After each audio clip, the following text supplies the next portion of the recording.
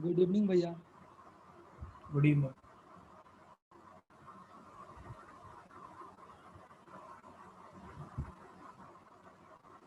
इसका video upload नहीं होता है? वीडियो के लिए तुमको अभिषेक सर से बात करना पड़ेगा, क्लाउड पे जाता है, वही अपलोड करता है। और वो ऐसे प्राइवेट मोड पर अपलोड होता है।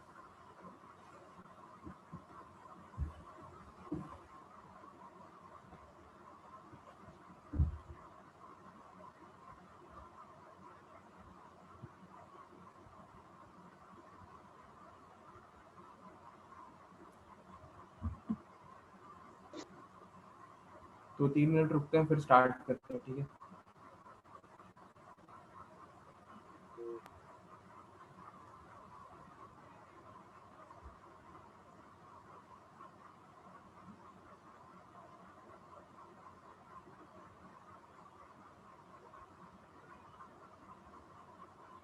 तुम लोग का स्कूल में हाफ ईयरली स्टार्ट हो गया क्या, या होने वाला है? अभी स्टार्ट नहीं हुआ। कब से होगा? अभी नहीं पता चला। अच्छा, ठीक है।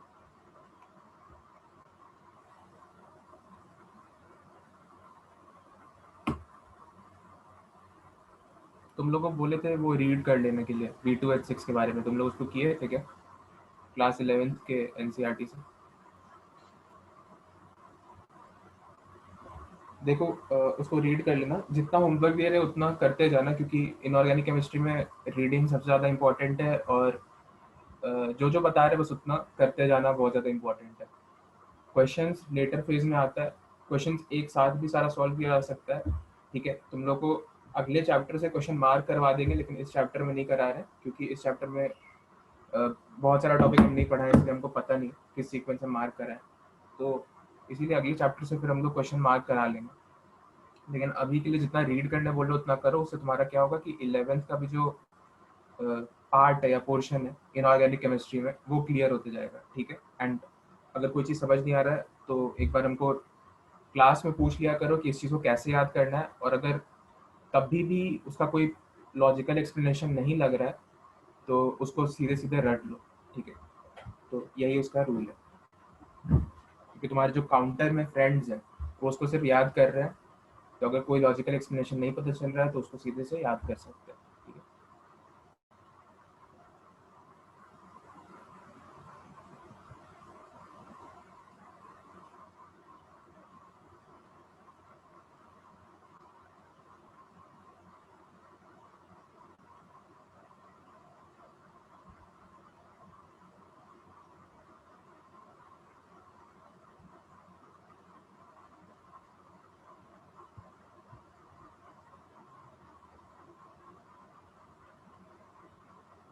अच्छा, कोई हमसे मतलब एक एक बंदा हमसे पूछ रहा था कि LPU ने इसका स्कॉलरशिप क्या होता है, तो ये चीज़ हम बहुत बार 2-3 बार क्लास में बता चुके हैं।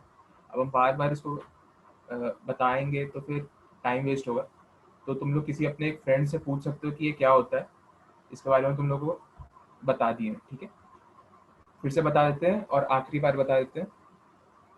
इस स्कॉलरशिप को इस स्कॉलरशिप में ये एग्ज़ाम होता है LPU नेस्ट। इसको क्वालिफाई करने पे तुम लोग को कुछ पैसा मिलता है IIT में जाने के लिए, और कुछ पैसा मिलता है NIT में जाने के लिए, ठीक है? 300, मेरे टाइम पे 400 नंबर का पेपर आया था, ठीक है? और इसमें फिजिक्स, केमिस्ट्री, मैथ्स और इंग्लिश होता है। अगर ये चारों सब्जेक्ट्स तुम्हारे हो जाते हैं तो और उसके बाद तुम्हारा IIT में सिलेक्शन हो जाता है। और इसमें कुछ रैंकिंग भी होता है कि तुम जिस IIT में जा रहे हो उसमें टॉप 10 में रहना चाहिए, ठीक है? टॉप 10 जो ये मतलब LPU का तुमको ये स्कॉलरशिप के लिए एलिजिबल हो जाते हो, ठीक है? तुम लोग को एक छोटा सा एग्जांपल दे देते हैं। जैसे कि अ, हम आई हम IIT BHU में गए थे, ठीक है? IIT BHU में, और उसके बाद फिर ये एग्ज़ाम भी दिए थे। इस एग्ज़ाम में मेरा 370 मार्क्स है, हाँ शायद 370 मार्क्स आया था, ठीक है? और इसके बाद जो इसमें मेरा ओवरऑल रैंकिंग बना था, ऑल इंडिया रैंक, ये था 31। और जो IIT BHU में जितने स्टूडेंट्स इसको दिए थे उसमें मेरा रैंक था सेकेंड, ठीक है। तो इसीलिए हमको ये स्कॉलरशिप मिल गया। तो इतना भी मैथ्स को छोड़ दो, इस एग्जाम को देना है, ऑलमोस्ट 350 प्लस मार्क्स लाने का कोशिश करना, तो तुम लोग को भी मिल जाएगा, ठीक है।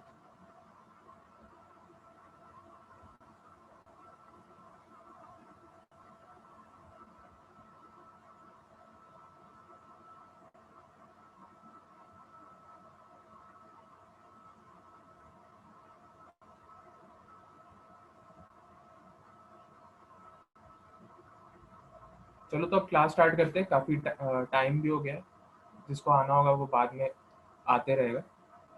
इतने में सिर्फ कोई भी अनम्यूट होकर बता दो मेरा आवाज़ ठीक आ रहा है और ऑडियो ठीक, जो विजुअल्स है वो ठीक आ रहा है। जल्दी से बताओ, जल्दी से स्टार्ट करते हैं।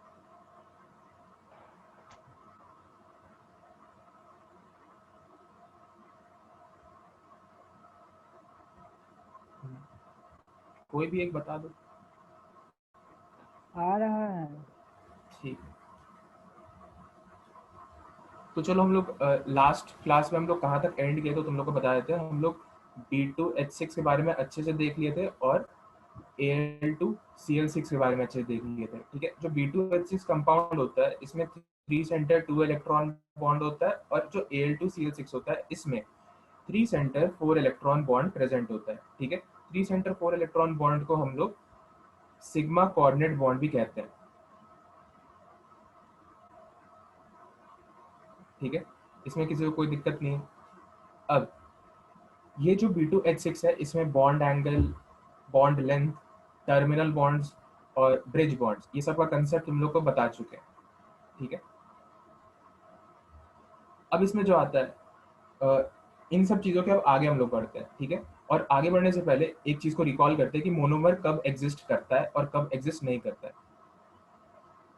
ठीक है। तो अगर हमारे पास कोई एक कंपाउंड गिवन हो, सपोज हम करते हैं BF3 कहीं हमारे पास कंपाउंड गिवन हो जहाँ से हमने अपना डिस्कस कंपाउंड में, यहाँ पे बोरॉन के पास वेकेंट ऑर्बिटल है और इसके पास फ्लोरीन के पास लोन पेयर है, तो यहाँ पे पाई कोऑर्डिनेट बॉन्ड बना लेगा, ठीक है। लेकिन पाई कोऑर्डिनेट बॉन्ड बनाने के बाद भी या बैक बॉन्ड बनाने के बाद भी इसका जो इलेक्ट्रॉन डिफिशियंसी है वो पूरा नहीं होगा, ठीक है। तो इसीलिए ये डाइमर बनाने की कोशिश करेगा, लेकिन जब ये डाइमर फॉर्म करेगा तो स्टेरिक रीजन आ जाता है जिसकी वजह से ये डाइमर नहीं बना पाता है। और क्योंकि यहाँ पे ये पाई कोऑर्डिनेट बॉन्ड बना रहा है तो इसकी वजह से ये मोनोमेरिक फॉर्म में एग्जिस्ट कर जाता है, ठीक है।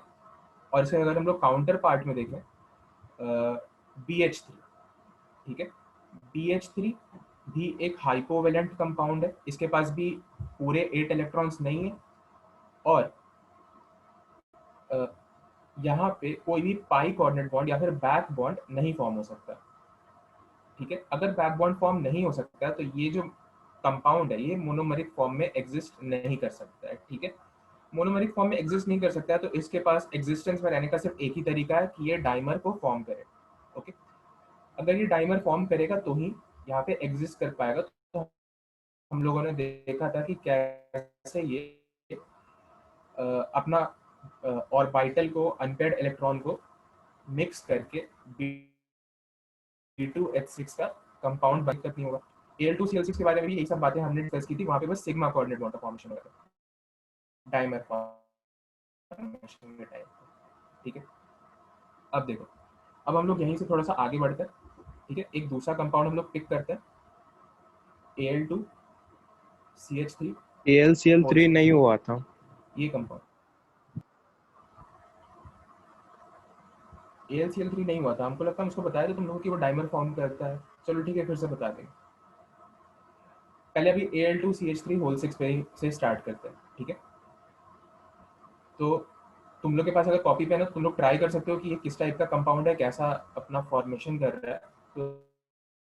तो तुम लोग को जल्दी सीखने को मिलेगा। तो तुम्हारे पास 20 सेकंड का टाइम है, एक बार बना के देखो क्या कर रहा है। हम भी इसको तब तक बनाते हैं। भैया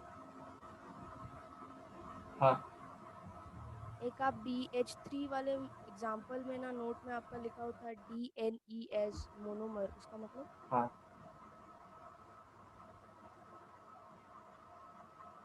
डीएनई का मतलब होता है does not exist as monomer, ठीक है। इनको लिख भी देते हैं यहाँ पे जिसको नहीं देख सुन पाया। डीएनई का मतलब होता है डज नॉट एग्जिस्ट, ठीक है, ये चीज देख लेना। चलो तो इस पे हम लोग वापस आते हैं। ये क्या है, ये कंपाउंड, ठीक है। यहाँ पे क्या होगा, तुम लोग अगर हम AlCH3 होल्ड थ्राइस का स्ट्रक्चर तुम लोग को बनाने बोले तो तुम लोग बहुत आसानी से बना दोगे। तुम लोग बोलोगे कि अल्युमिनियम के वैलेंस शेल में 3 अनपेयर्ड इलेक्ट्रॉन है और CH3 के जो कार्बन है उसमें एक अनपेयर्ड इलेक्ट्रॉन है, तो यहाँ पे बॉन्डिंग हो जाएगा कुछ इस तरीके, ठीक है। तुम लोग इन ऑर्गेनिक केमिस्ट्री पढ़ ही रहे हो तो इस टाइप के स्ट्रक्चर्स थोड़ा थोड़ा देख चुके हो, ठीक है, बस यहाँ पे अल्युमिनियम नहीं देख रहे हो। तो अब क्या होगा कि अब इसका एक बार मोनोमरिक फॉर्म देखो कि क्या ये एग्जिस्ट कर सकता है, ठीक है। तो अल्युमिनियम के पास वेकेंट 2p का ऑर्बिटल है, लेकिन यहाँ पे जो कार्बन है इसके पास कोई भी लोन पेयर नहीं है, तो मतलब ये बैक बॉन्ड फॉर्म नहीं कर सकता है, और बैक बॉन्ड फॉर्म नहीं कर सकता है तो इसके वजह से ये मोनोमरिक फॉर्म में एग्जिस्ट नहीं करेगा, ठीक है। इस क्वेश्चन को नोट करो, ये बहुत इंपॉर्टेंट क्वेश्चन है, कोई भी एग्जाम में पूछा सकता है कि क्या AlCH3 होल थ्राइस मोनोमर के फॉर्म में एग्जिस्ट कर सकता है, या फिर क्यों AlCH3 होल थ्राइस मोनोमर के फॉर्म में एग्जिस्ट नहीं कर सकता है और AlCl3 मोनोमर के फॉर्म में एग्जिस्ट करता है, ठीक है। तो इसका रीजन क्या है, due to formation of back bond and partial removal of electron deficiency, ठीक है, ये इसका रीजन।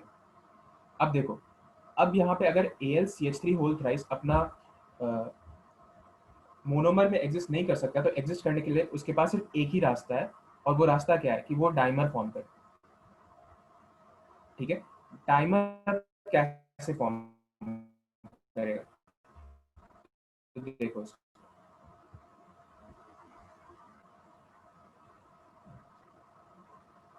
ये बॉन्डिंग कार्बन से हो रहा है, इतना तुम लोग को समझ में आ रहा है, ठीक है। यहाँ पे दूसरा एल्युमिनियम, ये भी जो अपना बॉन्ड फॉर्म कर रहा है, ये यहाँ CH3 और यहाँ CH3, ठीक है। अब यहाँ पे दो कार्बन मतलब दो CH3 के साथ बॉन्डिंग हो चुका है। अब देखो फिफ्थ और सिक्स CH3 कैसे अटैक कर रहे हैं। यहाँ कार्बन के वैलेंस शेल में होते हैं 4 अनपेयर्ड इलेक्ट्रॉन, तो यहाँ पे 3 के साथ तो हाइड्रोजन से बॉन्डिंग कर लिया, और एक इलेक्ट्रॉन यहाँ पे इसके एक ऑर्बिटल में, ठीक है।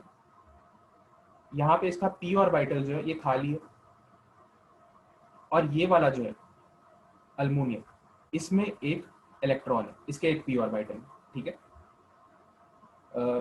और यहाँ पे अल्युमिनियम का जो दूसरा ऑर्बिटल है उसमें एक और इलेक्ट्रॉन है, ठीक है। ये सपोज तुम लोग को उस दिन बताए थे, सपोज ये इसका px ऑर्बिटल है, ये इसका py ऑर्बिटल है, तो px खाली है, py में एक इलेक्ट्रॉन है, ठीक है। और बिल्कुल इसी तरीके से ये जो दूसरा वाला अल्युमिनियम है, सेकंड अल्युमिनियम, इसका जो px है इसमें एक इलेक्ट्रॉन है, और इसका जो py ऑर्बिटल है वो एम्प्टी है, वेकेंट है, ठीक है। और बिल्कुल इसी तरीके से यहाँ पे एक कार्बन है, कार्बन का अपना यहाँ पे एक इलेक्ट्रॉन और यहाँ पे CH3, ठीक है। तो यहाँ पे देखो क्या इंटरमिक्स हो रहा है, एक वेकेंट ऑर्बिटल, ये वाला एक वेकेंट ऑर्बिटल, एक CH3 का इलेक्ट्रॉन, और यहाँ पे एक अल्युमिनियम का इलेक्ट्रॉन। तो तुम लोग को फिर से यहाँ पे दिख रहा है कि ये जो सेंटर बन रहा है कैसा बन रहा है,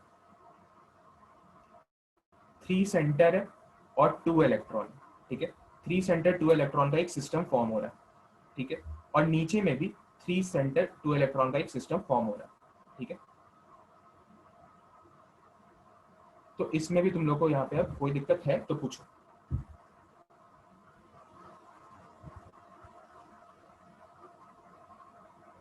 कोई दिक्कत नहीं, स्टेरिक अब तुम लोग क्राउडिंग से- नहीं होता। नहीं, स्टेरिक क्राउडिंग नहीं होता है, जिसमें हम बताएंगे कि स्टेरिक क्राउडिंग होता है, बस उसको मानना स्टेरिक क्राउडिंग होता है, ठीक है। देखने में बड़ा सा लग रहा है लेकिन स्टेरिक क्राउडिंग नहीं होता है, ठीक है। अब यहाँ पे अगर तुम लोग से कोई पूछे कि कितना इसमें 3 सेंटर 2 इलेक्ट्रॉन बॉन्ड्स प्रेजेंट है, तो तुम लोग बोलोगे 2। कितना इसमें 2 सेंटर 2 इलेक्ट्रॉन बॉन्ड्स प्रेजेंट है, ठीक है। 2 सेंटर 2 इलेक्ट्रॉन बॉन्ड का क्या मतलब, यहाँ A है, एक एटम A एक एटम B और बीच में 2 इलेक्ट्रॉन प्रेजेंट है, मतलब नॉर्मल बॉन्ड के बारे में पूछा जा रहा है, ठीक है। बस टर्मिनोलॉजी से तुम लोग को फैमिलियर करा रहा है, ठीक है। तो ये सब चीजें, अब इससे रिलेटेड एक दो क्वेश्चंस और बन जाएंगे। बॉन्ड लेंथ का कंपैरिजन इस पे नहीं आएगा, ठीक है। बॉन्ड लेंथ का कंपैरिजन सिर्फ B2H6 में आएगा, क्योंकि B2H6 के बारे में ना NCERT में मेंशन्ड है, इसमें मेंशन नहीं है। तो इसमें जैसे B2H6 में दो तरीके के बॉन्ड्स होते हैं, ब्रिज बॉन्ड और टर्मिनल बॉन्ड, ठीक है। जो टर्मिनल बॉन्ड है वो उसका लेंथ और ब्रिज बॉन्ड है उसका लेंथ में कंपैरिजन तुम लोग से पूछा जाएगा, लेकिन इसमें नहीं पूछा जाएगा, ठीक है, इसमें नहीं पूछा जाएगा क्योंकि ये एनसीईआरटी में तुम्हारा मेंशन नहीं है, ठीक है।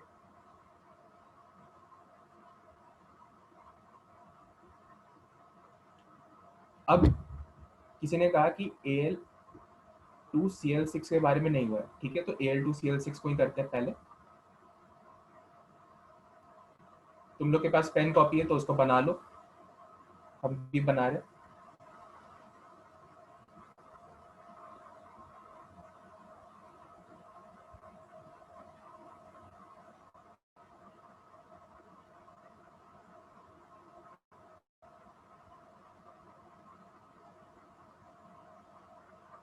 ठीक है, इतना तुम लोग कर लिए होगे। ये AlCl3 दो AlCl3, ठीक है। AlCl3 क्यों एग्जिस्ट कर रहा है, इसके जस्ट ऊपर वाले एग्जांपल में हम लोग डिस्कस किए, ठीक है।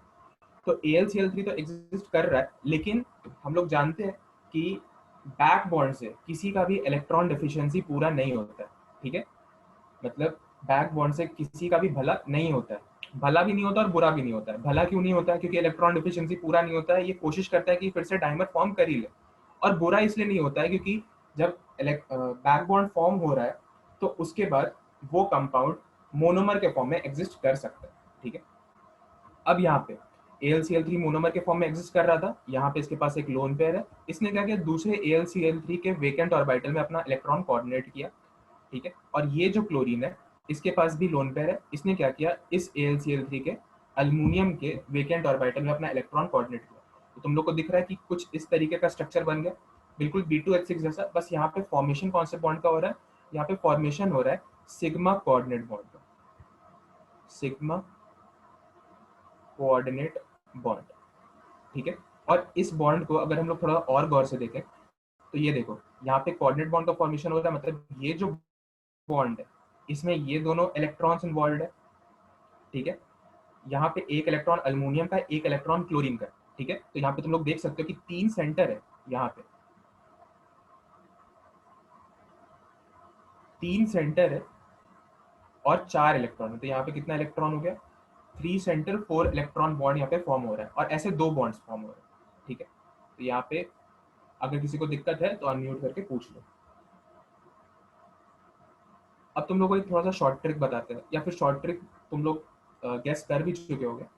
तो देखो, तुम लोग को मोनोमर और डाइमर कब एग्जिस्ट करेगा इसमें तो कोई दिक्कत नहीं होगा, उसके लिए तुम लोग को 2 रूल्स बता दिए।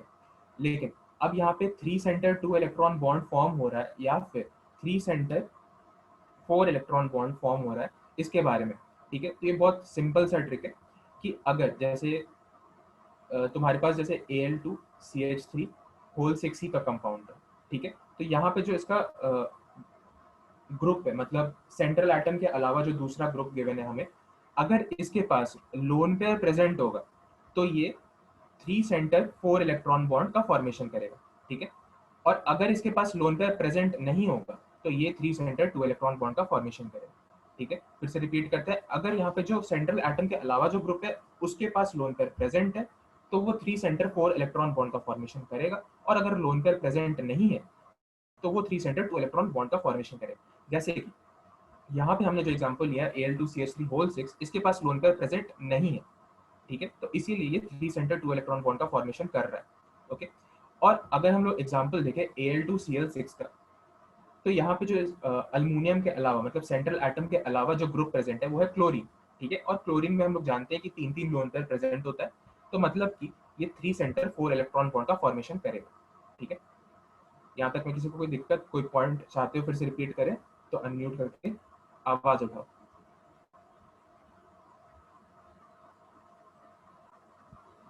ठीक है, किसी को कोई दिक्कत नहीं है, आगे बढ़ते हैं। अब थोड़ा सा एक इंपॉर्टेंट कंपाउंड उठाते हैं हम लोग, ठीक है। जेई मेंस का फेवरेट कंपाउंड है, पहले बहुत क्वेश्चन पूछता था, आजकल नहीं पूछ रहा, तो इस कंपाउंड पर थोड़ा सा गौर करना, ठीक है। सबसे पहले आता है इसका बात कि क्या BeH2 मोनोमरिक फॉर्म में एग्जिस्ट करता है कि नहीं करता है, ठीक है। तो यहाँ पे देखो Be, तुम लोग पेन पेपर पे कंपाउंड बनाते रहो, ठीक है, H2। अब देखो यहाँ पे यहाँ पे जो हाइड्रोजन है इसके पास कोई भी लोन पेयर नहीं प्रेजेंट होता, तो मतलब ये बैक बॉन्ड का फॉर्मेशन नहीं कर सकता है, बैक बॉन्ड का फॉर्मेशन नहीं कर सकता। तो इसका मतलब कि इसका जो आर्स है ये पूरा नहीं हो रहा है, ठीक है। तो इसका मतलब कि ये मोनोमरिक फॉर्म में एग्जिस्ट नहीं करेगा, ठीक है। तो मतलब अब इसको चाहिए क्या कि ये जिंदा रहने के लिए, मतलब एग्जिस्टेंस में रहने के लिए डाइमर का फॉर्मेशन करे, ओके। ये चाहता है कि ये डाइमर का फॉर्मेशन करे। अब देखते हैं कि क्या ये डाइमर का फॉर्मेशन कर सकता है, ठीक है। स्टेरिक रीजंस को एक बार इग्नोर करते हैं और सोचते हैं कि क्या ये डाइमर का फॉर्मेशन कर सकता है, और कर सकता है तो इसमें कौन सा बॉन्ड प्रेजेंट होगा। तो हम लोग देख रहे हैं कि यहाँ पे जो सेंट्रल एटम के अलावा जो दूसरा एटम है इसके पास कोई भी लोन पेयर नहीं है, तो मतलब ये फॉर्मेशन करेगा तो ये करेगा 3 सेंटर 2 इलेक्ट्रॉन बॉन्ड का ही फॉर्मेशन कर सकता है, ठीक है, जैसा कि अभी हमने डिस्कस किया। तो ये 3 सेंटर 2 इलेक्ट्रॉन बॉन्ड का ही फॉर्मेशन कर सकता है। तो देखते हैं कि ये कैसा बॉन्ड होगा।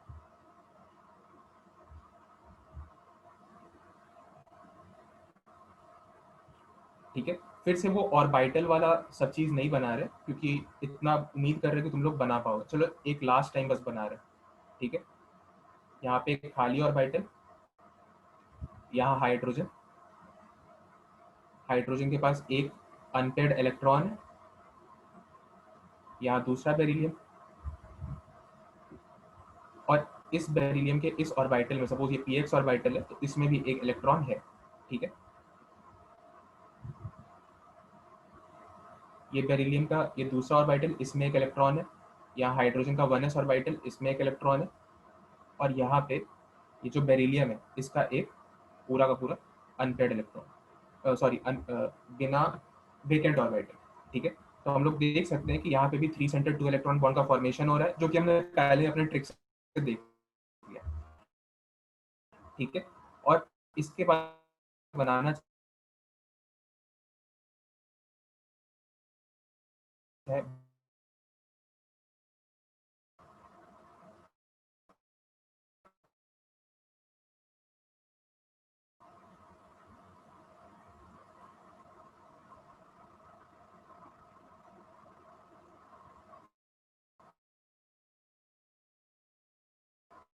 ये हो गया Be2H, एक एक हाइड्रोजन एक्स्ट्रा आ गया, यहाँ से एक हटा दो और यहाँ से, भैया वॉइस लैग तो हो अब रहा हम है। लोग के पास आ गया क्या, Be, भैया आवाज बीच में कट जा रहा है। मेरे को आवाज नहीं है, फिर से रिपीट कर। भैया आवाज ठीक से नहीं आ रहा है, बीच में कट लैग हो रहा रहा है। है, ठीक है ठीक है ठीक है ठीक है, एक मिनट रुक जाओ।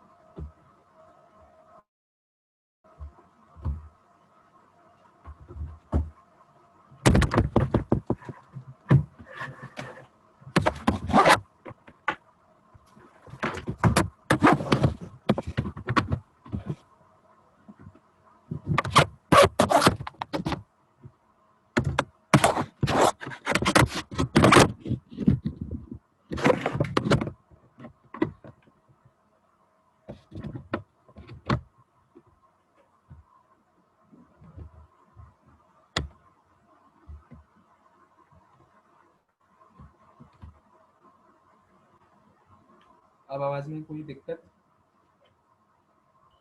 नहीं अब ठीक आ रहा है। ठीक है, कहाँ तक सुन लिए थे, मतलब यहाँ तक तो सुने होंगे, अभी तो सिर्फ स्ट्रक्चर बना रहे थे,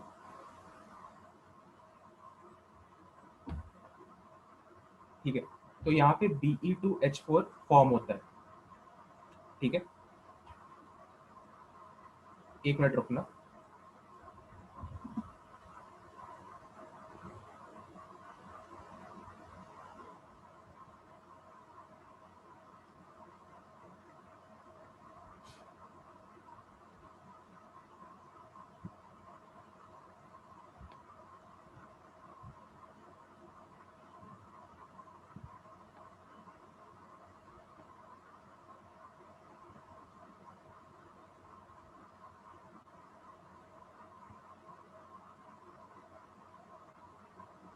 ठीक है, तो यहाँ पे Be2H4 फॉर्म हो रहा है।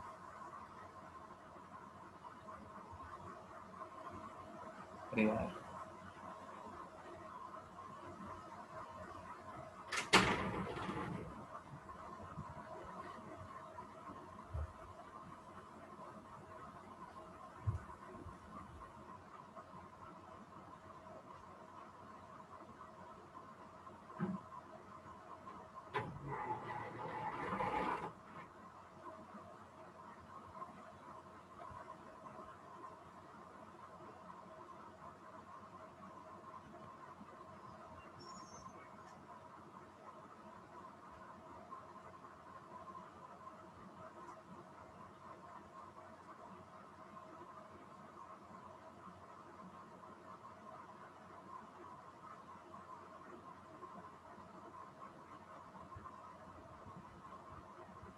तुम लोगों को मेरा आवाज़ प्रॉपर आ रहा है ना? तो 2 मिनट रुकना, कुछ थोड़ा सा बस मेरा लैपटॉप लैग कर रहा है। ये सॉर्ट होते हैं, मैं क्लास वापस रिज्यूम करता हूँ।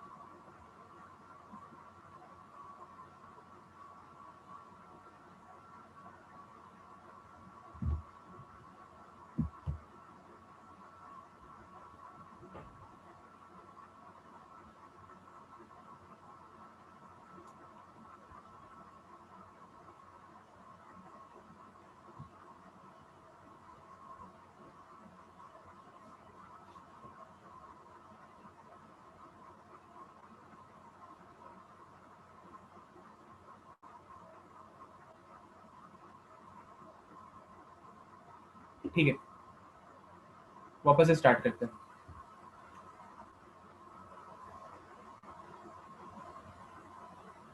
कोई भी एक बंदा, आदर्श, आवाज प्रॉपर है? हाँ भैया ठीक आ रहे हैं। सही, चलो। तो यहाँ पे हमारे पास जो ये कंपाउंड आया Be2H4, ये डाइमर के फॉर्म में एग्जिस्ट कर रहा है, ठीक है। अब तुम लोग एक बार इसका हाइब्रिडाइजेशन चेक करो कि यहाँ पे इस बेरिलियम का क्या क्या हाइब्रिडाइजेशन रहा है और BeH2 में क्या हाइब्रिडाइजेशन था, ठीक है। तुम लोग के पास 20 सेकेंड्स का टाइम है, दोनों का हाइब्रिडाइजेशन निकालो।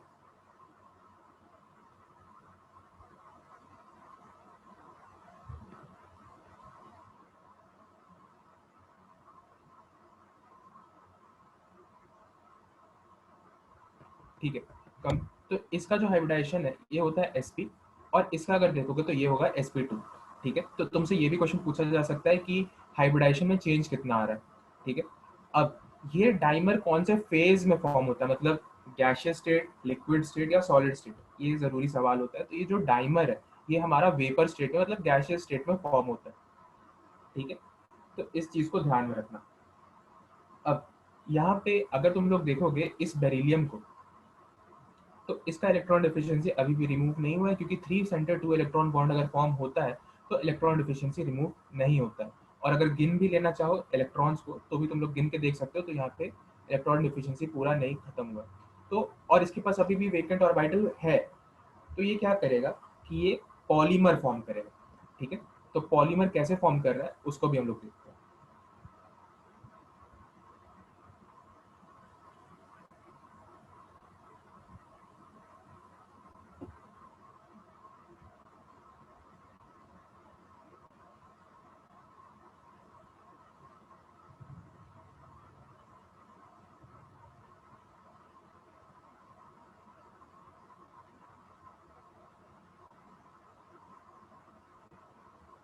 ठीक है, बिल्कुल इसी तरीके से बहुत सारे BeH2 मॉलिक्यूल्स होंगे, मतलब मोनोमर में एग्जिस्ट नहीं करते, लेकिन बस बनाने का तरीका तुम लोगों को बता रहे, और यहाँ पे बॉन्ड फॉर्मेशन होगा।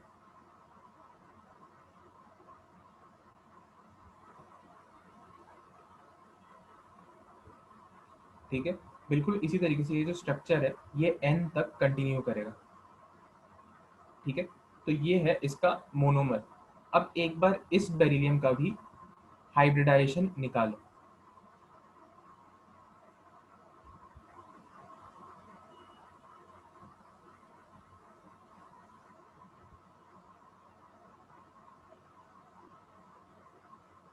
अगर तुम लोग निकाले होगे तो तुम लोगों को पता होगा कि इसका जो हाइब्रिडाइजेशन है ये हो गया है sp3, ठीक है।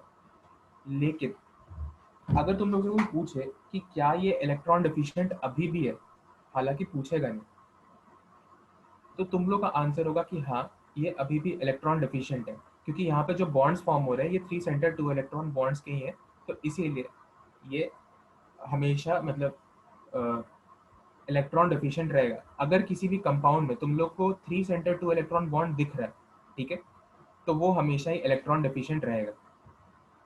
खैर, अब आगे बढ़ते हैं। अब एक बहुत ज़रूरी सवाल, ये जेई एडवांस में बहुत पहले पूछा गया था एक सवाल कि इसका ये जो BeH2 है ये अपना जो मोनो पॉलीमर फॉर्म कर रहा है ये कौन से स्टेट में फॉर्म कर रहा है, ठीक है। तो ये सॉलिड स्टेट में फॉर्म कर रहा है। तो इस चीज़ को याद रखना, क्योंकि ये जेई मेंस में पूछा जा सकता है, ठीक है। अब तुम लोग का aromatic, anti aromatic, non aromatic हो चुका है क्या कंप्लीट?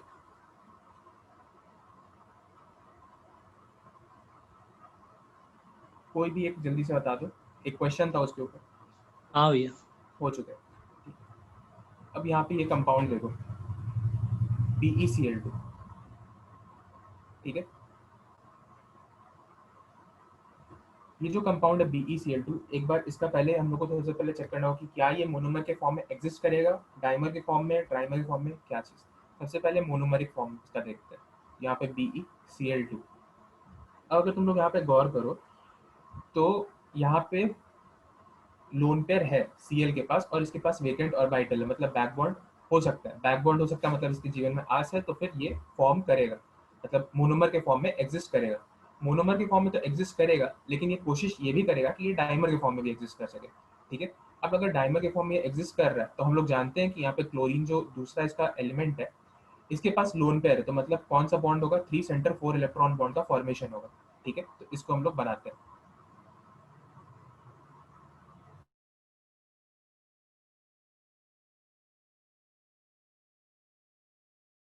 एक Cl और ये Cl। ठीक है,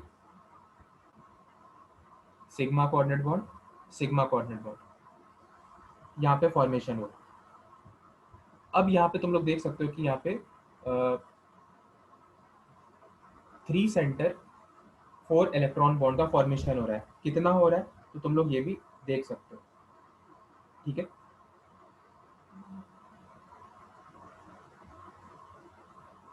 अब हम लोग आगे बढ़ते हैं। ये जो एंटी एरोमेटिक वाला क्वेश्चन था, इसको अभी के लिए स्किप करते हैं, इसको थोड़ा देर बाद देखेंगे। अब अगर तुम लोग इसी कंपाउंड को थोड़ा सा और गौर करके देखो, इस बेरिलियम के एटम को, तो तुम लोग को ये चीज़ पता चलेगा कि यहाँ पे अभी भी इलेक्ट्रॉन डिफिशिएंसी पूरा नहीं हुआ। ठीक है, क्योंकि तुम लोग यहाँ पे अगर इलेक्ट्रॉन्स काउंट भी कर लोगे तो तुम लोग को ये चीज़ पता चल जाएगा कि इसका अभी भी इलेक्ट्रॉन डिफिशिएंसी पूरा नहीं हुआ। और इसका हाइब्रिडाइजेशन क्या है, sp2 इसका हाइब्रिडाइजेशन हो चुका है। मतलब पहले sp था, sp से sp2 हो गया, और अभी थोड़ा सा और मतलब ये पॉलीमराइज कर सकता है। पॉलीमराइज क्यों कर सकता है, क्योंकि यहाँ पे बेरिलियम के पास अभी भी वेकेंट ऑर्बिटल है। ठीक है, अगर किसी को समझ में नहीं आ रहा है तो वहाँ पे हमको रोकना, तो हम इसका इलेक्ट्रॉनिक जो डायग्राम होता है उसको बना के, ऑर्बिटल डायग्राम बना के भी बता सकते हैं। ठीक है, हम इतना समझ रहे तो कि तुमको इतना समझ में आ रहा है, क्योंकि कोई पूछ नहीं रहा। ठीक है, तो इस बेरिलियम के पास अभी भी एक वेकेंट ऑर्बिटल प्रेजेंट है। अगर वेकेंट ऑर्बिटल प्रेजेंट है और क्लोरीन के पास लोन पेयर अभी भी प्रेजेंट है, तो फिर यहाँ पे बॉन्डिंग अभी भी हो सकता है, सिग्मा बॉन्ड का फॉर्मेशन, सिग्मा कोऑर्डिनेट बॉन्ड का फॉर्मेशन हो सकता है।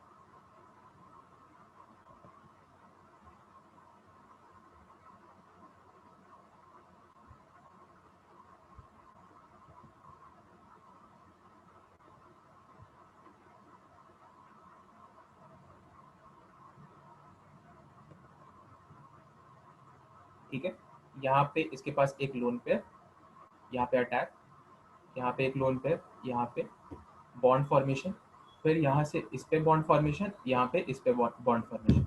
ठीक है, और आखिरी वाला हम लोग इसलिए छोड़ देते हैं क्योंकि ये तो इन्फिनाइट लूप है, तो इसीलिए हम लोग एक इसको ब्रैकेट से इनक्लोज करते हैं और होल एन तक जनरलाइज कर देते हैं। ठीक है, तो ये हो गया इसका पॉलीमर का फॉर्मेशन। और इस पॉलीमर का जो स्टेट होता है ये भी सॉलिड स्टेट में ही एग्जिस्ट करता है। ठीक है, तो इस बात को ध्यान रखना। अब एक और चीज़ कि इसका हाइब्रिडाइजेशन क्या है, तो इसका हाइब्रिडाइजेशन है हमारे पास sp3, स्टेरिक नंबर है 4। ठीक है, इतना तुम लोग काउंट कर सकते हो, किसी को कोई दिक्कत हो तो पूछ सकता है। ठीक है, फिर से काउंट करके बता दें।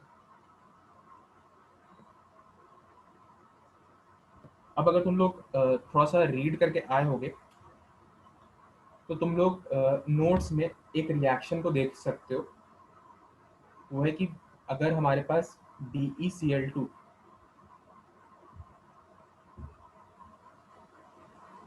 प्लस 2NaCl, ये हमें क्या प्रोडक्ट देगा।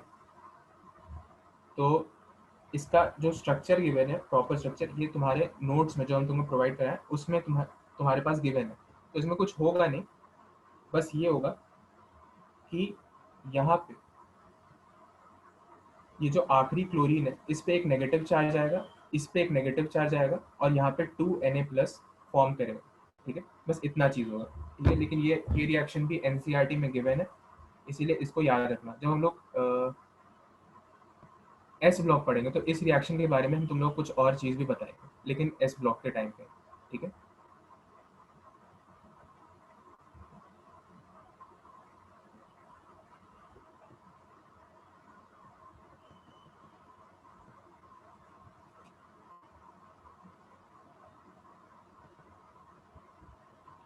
अब हम लोग के पास बिल्कुल इसी तरीके से हम नोट्स में तुम्हारे पास बहुत सारे कंपाउंड्स लिखे हैं, जैसे AlH3।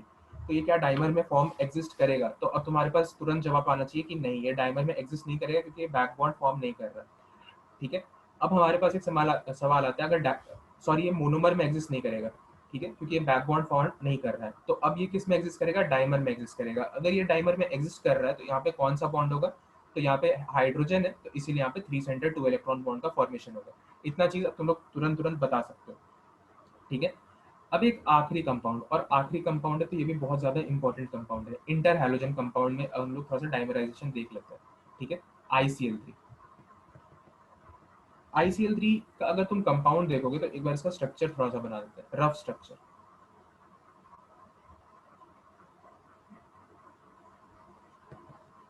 ठीक है, तो ये है ICl3। अगर तुम लोग देखो तो एक बार इसमें total number of electrons count करते हैं।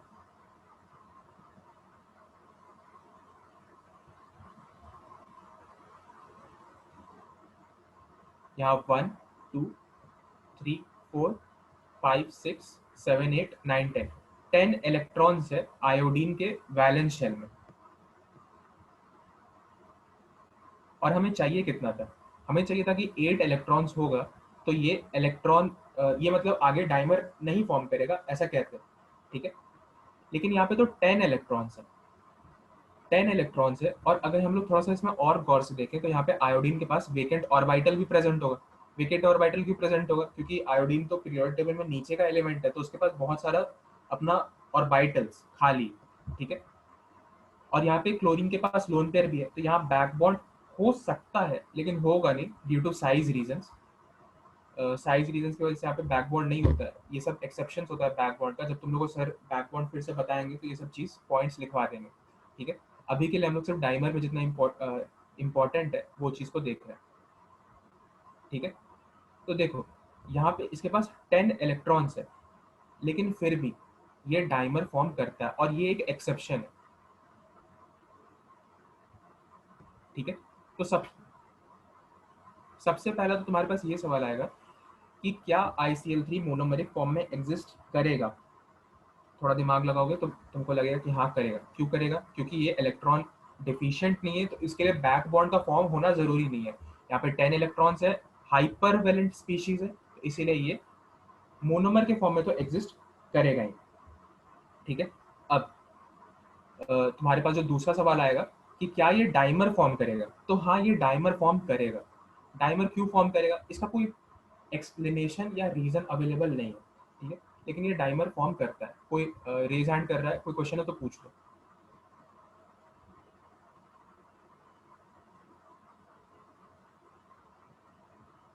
नहीं है कोई क्वेश्चन तो ठीक है, हम आगे बढ़े, ठीक है। तो ये डाइमर फॉर्म करेगा, ठीक है।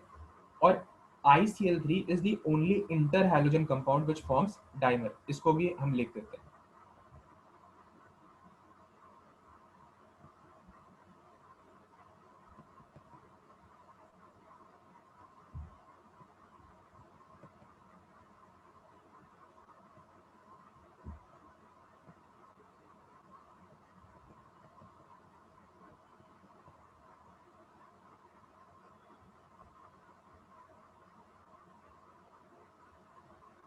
ठीक है, ICl3 is the only inter halogen compound which forms dimer.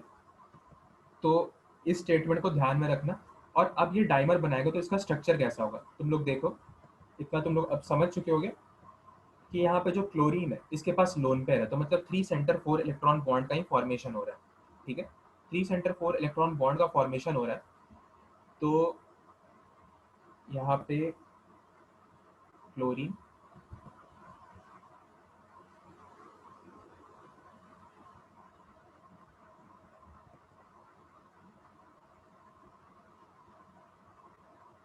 ठीक है, यहाँ पे एक सिग्मा कोऑर्डिनेट बॉन्ड और यहाँ पे दूसरा सिग्मा कोऑर्डिनेट बॉन्ड। तो इस तरीके से I2Cl6 का स्ट्रक्चर फॉर्म होता है, और यहाँ पे हमारा खत्म होता है डाइमराइजेशन एंड पॉलीमराइजेशन। एक इंपॉर्टेंट और आखिरी पॉइंट है जिसको अब तुम लोग को यहाँ टेबल में दिखा देते हैं।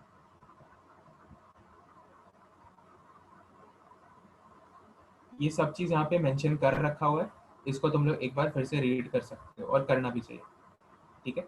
जो एक दो चीजें हम छोड़ने वाला है उसको हम पहले बता देते हैं।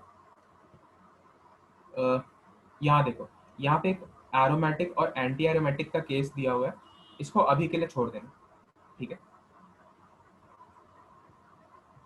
फिर यहाँ देखो, यहाँ पे इसका पूरा स्ट्रक्चर दिया हुआ है और यहाँ पे इसका रीज़न क्या बताया जाता है, मतलब हम लोगों को ऐसे ही बताया गया था कि क्यों ये डाइमर फॉर्म करता है, जबकि इसके पास सब कुछ है, इसके पास इलेक्ट्रॉन्स है, ऑक्टेट फील्ड है, हाइपरवेलेंट है, फिर भी ये डाइमर क्यों फॉर्म कर रहा है।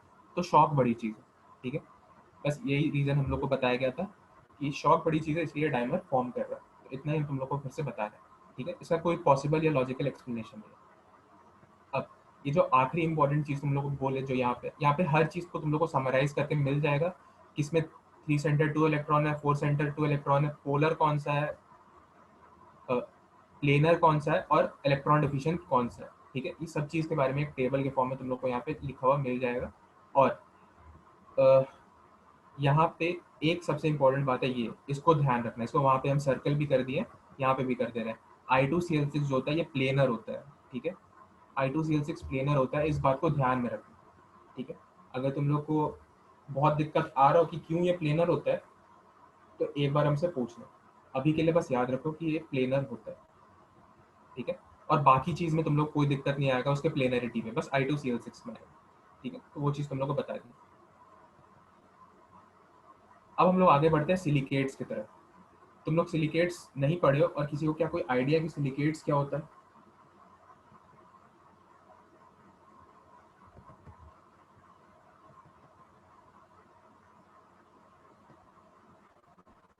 और हाँ, एक और चीज़, इसको छोड़ देना, ये स्ट्रक्चर गलत है, ठीक है, इसको मत देखना, ठीक है, या वहाँ पे तुमको नोट्स में मिल जाएगा लेकिन इसको अभी देखना मत, ये गलत स्ट्रक्चर बना हुआ है।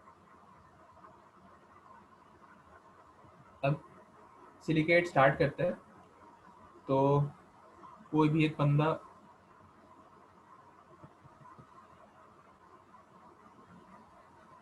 कौन बोलना चाहेगा?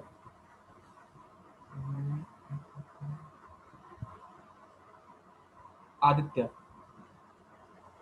अनम्यूट हो जाओ। सिलिकेट जानते हो क्या होता है या क्लास में हुआ है? Silicon and oxygen containing compounds. अच्छा, क्लास में हुआ है? केमिकल बॉन्डिंग के टाइम पे हुआ था। अच्छा, हो चुका है। हाँ, थोड़ा सा हुआ था। अच्छा, तो तुम लोग को वो पता है क्या कि orthosilicate, pyrosilicate, chain, 2D 3D silicates, इसके बारे में कुछ बताया गया? हाँ, पढ़ाया गया था लेकिन समझ नहीं आया था। अच्छा, तुम कौन से बैच में? और आर। ई बैच का कोई बंदा अनम्यूट हो जाओ, कोई भी एक, वो बता दो कि ये हुआ है कि नहीं हुआ है। ई बैच का कौन है यार यहाँ पे? भास्कर?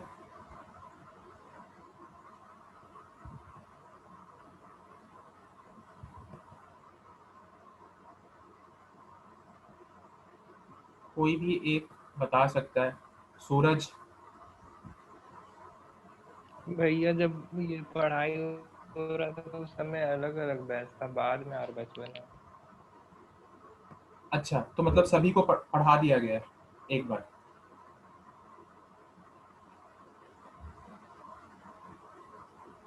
आदित्य और हम तो एक ही सेक्शन में थे।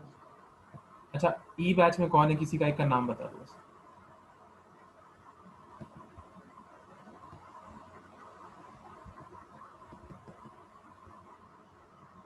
सौम्या?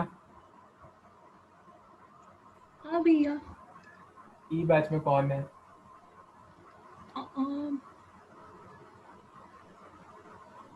तुम्हारे बैच का कौन नहीं दिख रहा है यहाँ पे? मेरे बैच का मतलब वैभव, वैष्णवी, स्नेहा, प्रियांशु, ये सब शायद। तुम अभी, अच्छा, जब तुम लोगों को सिलिकेट्स पढ़ाई हुआ था तो तुम लोग सब लोग एक साथ क्लास किए थे क्या? उस टाइम आर बैच करके कुछ था नहीं, मतलब शायद ए था और बी था। अच्छा, ठीक है। वैष्णवी, वैष्णवी एक बार अनम्यूट हो जाओ। हाँ भैया। तुम लोग को पढ़ाया गया है क्या सिलिकेट्स? हाँ। ठीक है, सबको को सिलिकेट्स मतलब पढ़ाया गया, तो इतना तुम लोग क्यों भाई कॉम्प्लिकेट क्यों कर रहे हो सिचुएशन को, सीधे सीधे बता दो कि पढ़ाई हो चुका है, ठीक है, और तुम लोग को समझ में नहीं आया, ठीक है। तो हम तुम लोग को अब इसको कैसे याद रखना है वो तुम लोग को बताते हैं, ठीक है, क्योंकि तुम लोग एक बार सिलिकेट्स पढ़ चुके हो, तुम लोग को पता है बहुत अजीब सा चीज़ होता है और याद नहीं होता है। तो अब कैसे इसको याद करना है वो चीज़ तुमको बताते हैं, ठीक है। चलो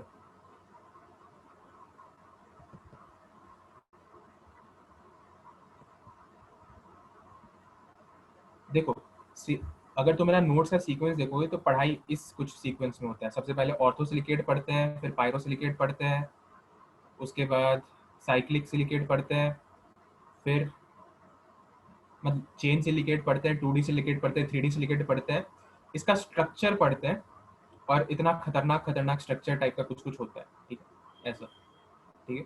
और पढ़ने में बिल्कुल मज़ा नहीं आता, और ये याद तो बिल्कुल भी नहीं रहता। सबसे ज़्यादा जो याद रह जाता है वो होता है ये 3D सिलिकेट, ठीक है।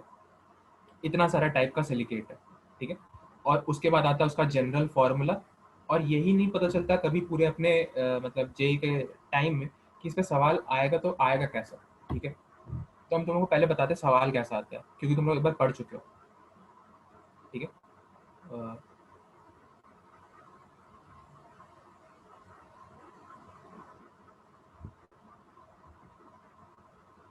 तो देखो, सिलिकेट जो टॉपिक है इस पे बेसिकली एक इस टाइप का सवाल आता है कि तुम लोग को बोल देगा कि एक कोई कंपाउंड देगा, जैसे Ca3Si2O11, ठीक है। इसका नाम नहीं पूछेगा, इसका नाम शायद बोलास्टोमाइट होता है, तो नाम नहीं पूछेगा, ठीक है। ये जरूरी बात है। तुमसे बस ये पूछेगा कि ये जो कंपाउंड है this is example of which kind of silicate, तो तुम लोग टिक करोगे। जैसे ऑर्थोसिलिकेट है तो ऑर्थो टिक करोगे, पायरो है तो पायरो टिक करोगे, साइक्लिक है तो साइक्लिक टिक करोगे। ये हमारा क्वेश्चन टाइप नंबर 1, ठीक है, सबसे पहले। अब यहाँ पे जो हमारे पास बड़ा बड़ा जो स्ट्रक्चर है, रिसेंट पास्ट में ऐसा नोटिस किया गया है कि ये स्ट्रक्चर से रिलेटेड हमारे पास कोई सवाल नहीं आता, ठीक है। और लेकिन फिर भी एक बार हम लोग कम से कम स्ट्रक्चर देख लेंगे। तुम लोग को सवाल इस टाइप का पूछ सकता है कि ये जो कंपाउंड है इसमें कौन सा सिलिकेट प्रेजेंट है, ठीक है। और ऑप्शन ए में नाम नहीं देगा कि पायरोसिलिकेट है, ऑर्थोसिलिकेट है, लेकिन पायरोसिलिकेट का जनरल स्ट्रक्चर दे देगा, ठीक है। 3D सिलिकेट का जनरल स्ट्रक्चर दे देगा। तो बस इस टाइप का तुम लोग को सवाल पूछा जाता है, ठीक है। तो हम लोग क्योंकि याद करने के पॉइंट ऑफ व्यू से पढ़ रहे हैं तो हम लोग उसी सीक्वेंस में आगे बढ़ते हैं। एक और चीज़ हमको तुम लोग से जानना है, और थोड़ा जल्दी बताना, कि क्या तुम लोग को पता है कि किसकी कंपाउंड का नाम मेटा कब होता है, पायरो कब होता है, हाइपो कब होता है, ये सब तुम लोग को पता है क्या?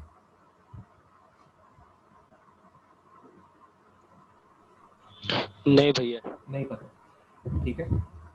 तो अभी के लिए इसको याद रख लो, जो भी नाम आ रहा है उसको ध्यान रखना है। इसका एक नोमेनक्लेचर रूल होता है, तो तुम लोग को बाद में कुछ टाइम बाद बता देगा, ठीक है, क्योंकि अभी सिलिकेट्स कवर स्टार्ट कर दिया तो इसीलिए उसको बाद में बताएंगे।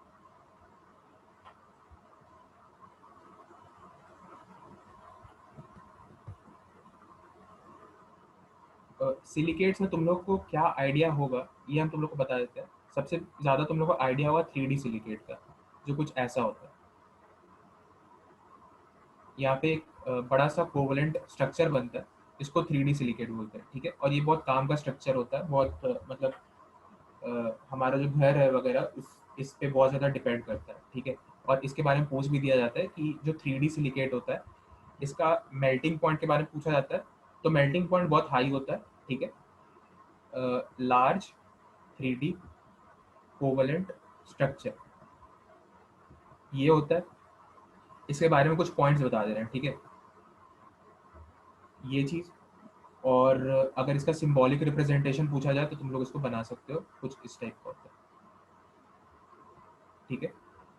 ओ डिनोट करता है ऑक्सीजन, डॉट डिनोट करता है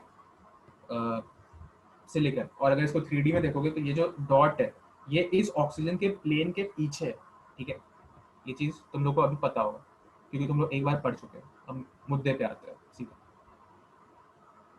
और हाँ, एक और क्वेश्चन 2 जो टाइप है वो हमको स्ट्राइक किया, तो अभी तुम लोग को बता देते हैं। जो दूसरे टाइप का क्वेश्चन इससे पूछा जा सकता है वो होगा कि हम लोग एक पायरोसिलिकेट को मिक्स किए और एक ऑर्थोसिलिकेट को मिक्स किए, ठीक है। तो जो फाइनली जो सिलिकेट फॉर्म होगा उसका फॉर्मूला क्या होगा, और उस फॉर्मूले को हम लोग प्यार से जनरल फॉर्मूला बोलते हैं, GF बोलते हैं, ठीक है। तो हम लोग से पूछा जाएगा कि इसका जनरल फॉर्मूला क्या होगा, तो वो हम लोग को निकाल के उसे बताना होगा, ठीक है। इस टाइप का सवाल हम लोग से पूछा जाता है, ठीक है। बेसिकली यही दो टाइप के सवाल होते हैं और ये बहुत हार्ड लेवल का सवाल माना जाता है, लेकिन अब तुम लोग को ऐसा लगेगा। खैर, अब देखो, मेरे साथ जितना हम बोल रहे हैं उतना बोलना।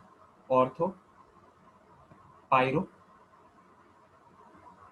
साइकिल, चेन, और साइकिल का चेन हमेशा अटक जाता है, तो यहाँ पे भी दो चीज होता है, यहाँ पे भी, यहाँ पे अटका और यहाँ पे दो चीज आया, 2D 3D। ठीक है, फिर आता है, सॉरी यहाँ पे 2D 3D नहीं होगा, यहाँ पे 2D 3D होगा, यहाँ 2D और यहाँ 3D। ठीक है, 2D सिलिकेट्स को हम लोग शीट सिलिकेट भी कहते हैं।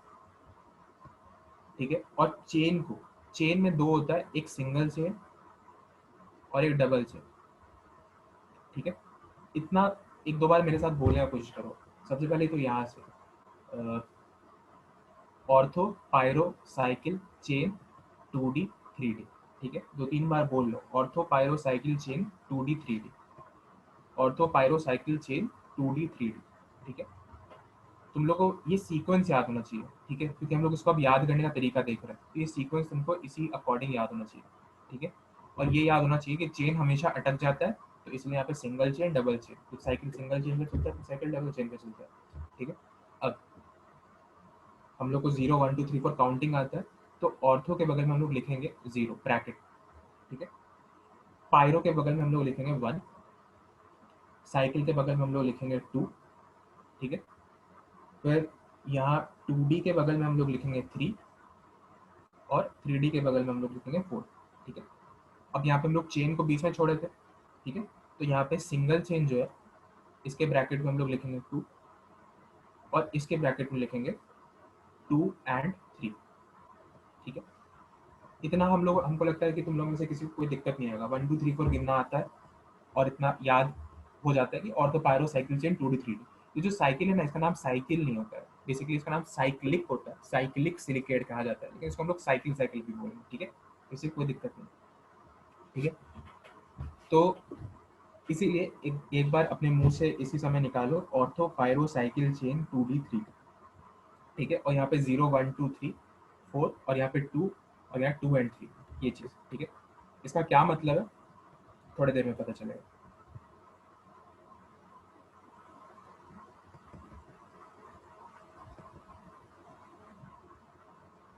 अब हम लोग आखिरी वाला सिलिकेट से स्टार्ट करते हैं, 3D सिलिकेट। ठीक है, ये क्या होता है हमारे पास, SiO2। ठीक है, बेसिकली होल N होता है, लेकिन SiO2 भी लिख सकते हैं। ठीक है, तो SiO2 हमारे पास होता है। और अगर हम लोग ऑर्थो सिलिकेट का बात करें तो ये होता है SiO4 4-। ठीक है, इसको हम लोग याद रखेंगे, ऑर्थो सिलिकेट। ऑर्थो सिलिकेट हम लोग को आता है, तो हम लोग को सारे के सारे सिलिकेट्स आते हैं। ठीक है, ये देखो, इसका एक बार स्ट्रक्चर भी बना के हम लोग आगे बढ़ते हैं।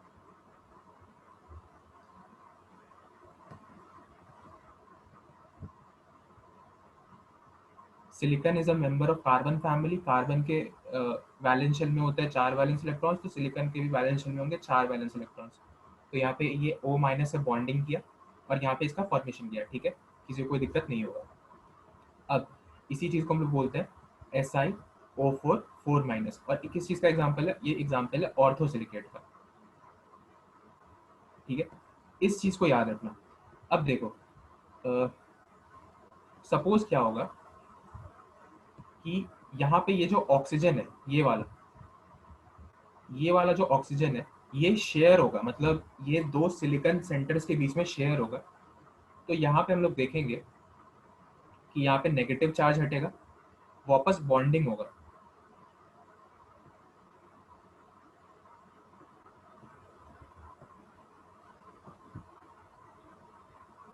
ठीक है, कुछ इस तरीके का स्ट्रक्चर फॉर्म होगा। और इसका अगर हम लोग फॉर्मूला नोट करें तो ये हमारे पास आता है Si2O, ऑक्सीजन काउंट करो, 1 2 3 4 5 6 7 7, और कितना माइनस है, यहाँ पे 6 माइनस है। ठीक है, तो ये बेसिकली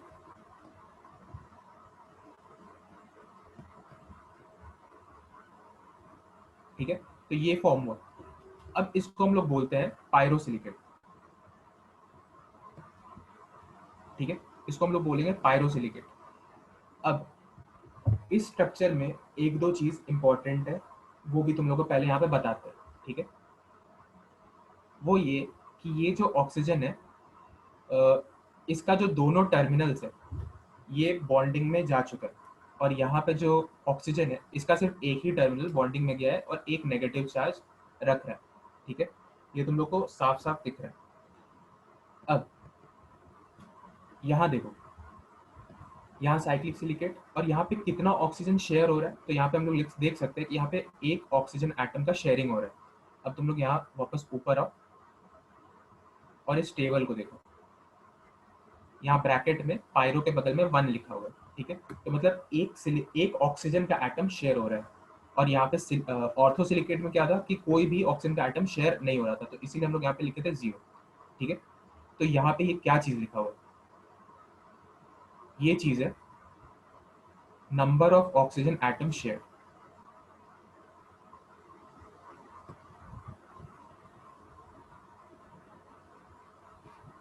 ठीक है।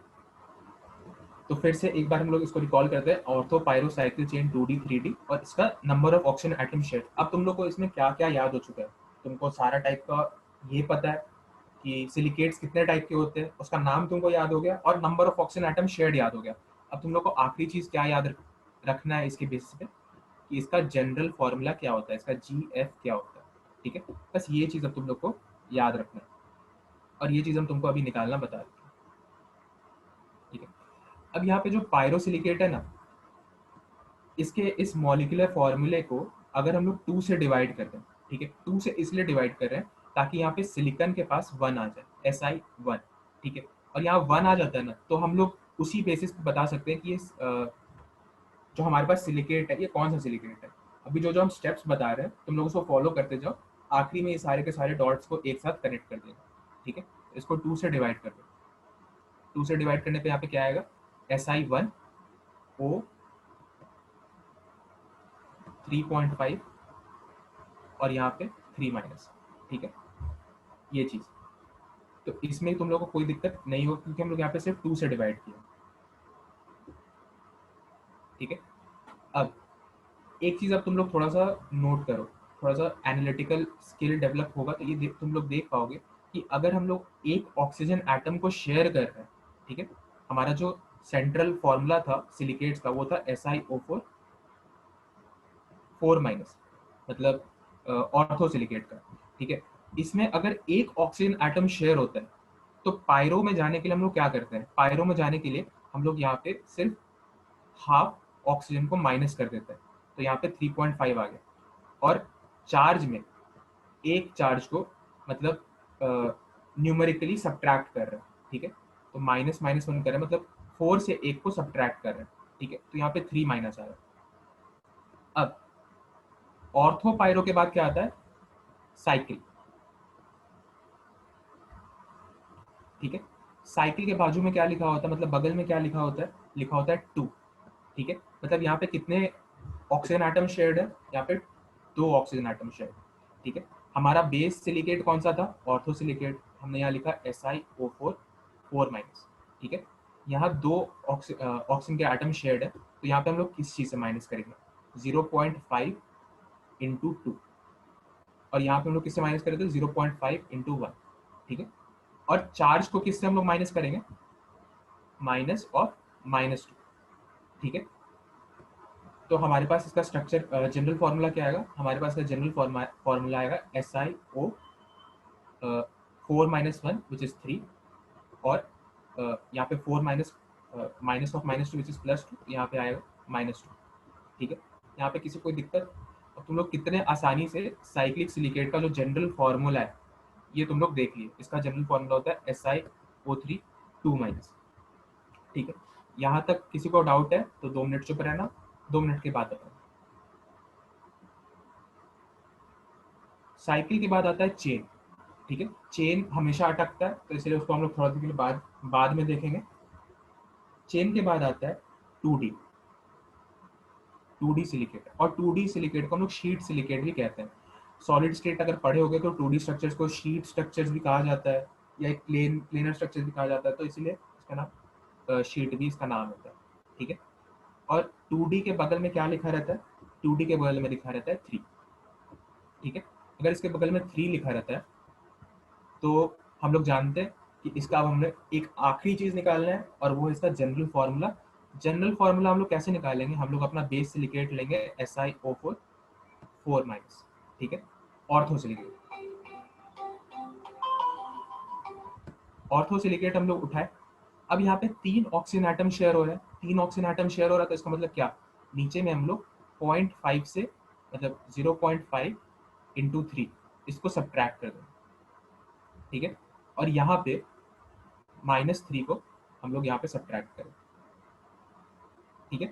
मतलब ये नंबर यहाँ पे डायरेक्ट आ जाता है, ये नंबर यहाँ पे 0.5 के साथ मल्टीप्लाई हो जाता है, ठीक है। तो यहाँ पे हमारा जनरल फार्मूला क्या बना? थोड़ा गौर करो। हमारा यहाँ पे जनरल फार्मूला बना SiO 1.5, और यहाँ पे जो चार्ज आ रहा है ये आ रहा है 1 -1, ठीक है। सॉरी, यहाँ पे 2.5, ठीक है। तो किसी को कोई दिक्कत यहाँ तक? अब तुम लोग अपना बताओ कि यहाँ तक किसी को कोई दिक्कत है, या सब चीज चिल चल रहा है, आराम से चल रहा है और याद हो रहा है, समझ में आ रहा है?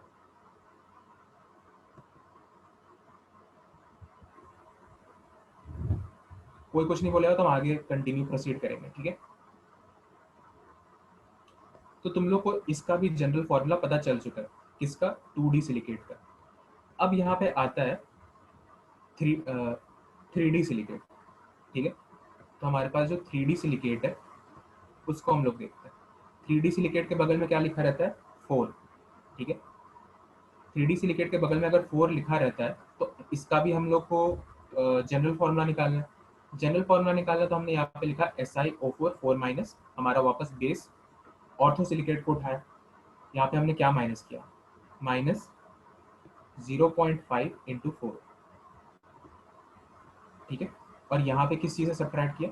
Number of oxygen atom shared से, ठीक है। तो यहाँ पे हमारे पास जनरल फॉर्मूला क्या निकल के आया? हमारे पास निकल के आया SiO2, और यहाँ पे 4- है तो यहाँ पे 0, ठीक है, मतलब SiO2। तो हमने देखा कि जो हम कैलकुलेशंस यूज कर रहे हैं वो सही कैलकुलेशन है, क्योंकि हम लोग पहले जानते थे कि SiO2 is the general formula of 3D silicate. Polymer में एग्जिस्ट करता है, इसलिए इसमें होल N हम लोग लिखते हैं, ठीक है।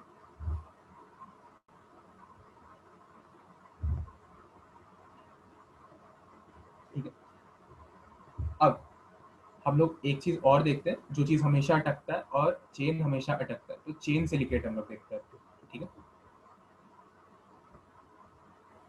चेन सिलिकेट में 2 एग्जांपल्स आते हैं। एक होता है सिंगल चेन सिलिकेट जिसमें 2 ऑक्सीजन एटम शेड होते हैं, और एक होता है डबल चेन सिलिकेट्स में 2 और 3 ऑक्सीजन एटम शेड होता है, ठीक है। सबसे पहले देखते हैं चेन सिलिकेट में सिंगल चेन सिलिकेट, ठीक है। सिंगल चेन सिलिकेट का जनरल फॉर्मूला निकालने के लिए हम लोग वापस अपना बेस ऑर्थो सिलिकेट को उठाएंगे SiO4 4-, ठीक है। यहाँ पे 2 ऑक्सीजन एटम शेड है, तो यहाँ पे हम लोग -0.5 इंटू 2 ये लिखेंगे, और ऊपर में -2 को इससे सब्ट्रैक्ट कर देंगे। तो हमारे पास क्या निकल गया? हमारे पास निकल गया SiO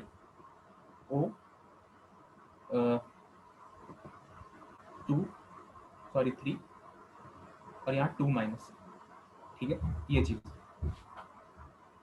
अब जो तुमको हम मिक्सिंग वाला क्वेश्चन बता रहे थे कि 2 सिलिकेट्स को हम लोग मिक्स कर रहे हैं तो उसका फाइनल जनरल फॉर्मूला क्या होता है, वो इधर हम लोग यूज करते हैं। तो इसको देखो, बहुत सिंपल सा चीज है, बहुत मुश्किल चीज नहीं है, ठीक है। अब हम लोग जानते हैं कि अगर 2 ऑक्सीजन एटम शेयर्ड होगा, ठीक है, 2 ऑक्सीजन एटम शेयर्ड होगा, तो यहाँ पे जनरल फॉर्मूला क्या बनता है? हम लोग निकाल भी सकते हैं, अभी तुरंत हम लोग निकाले तो एज इट इज यूज कर रहे हैं SiO3 2-। और अगर 3 ऑक्सीजन एटम शेयर्ड होगा तो हम लोग जानते हैं कि इसका जो जनरल फॉर्मूला होगा ये होगा SiO 2.5 1-, ठीक है। यहाँ क्या किए, बस इसमें से ऊपर से -1 कर दिए और इधर से -0.5 कर दिए, या फिर ऑर्थो से ही स्टार्ट करेंगे तो भी हम लोग कर सकते हैं, ठीक है। इसको हम लोग एज इट इज ऐड करेंगे, इन दोनों को एज इट इज ऐड कर देंगे, ठीक है। ऐड करने से हमारे पास क्या आएगा, सिंपल मैथमेटिकल एडिशन हो रहा है, Si2O 5.5 और ऊपर में कितना आ रहा है 3 माइनस, ठीक है। ये हमारे पास आ गया। अब हम लोग हर चीज को सिलिकॉन को 1 तक लेके आते हैं, ठीक है। 1 तक लेके आते हैं तो हम लोग जानते हैं कि हम लोग यहाँ पे इसके किससे डिवाइड करना है, 2 से डिवाइड करना है। 2 से डिवाइड कर लो,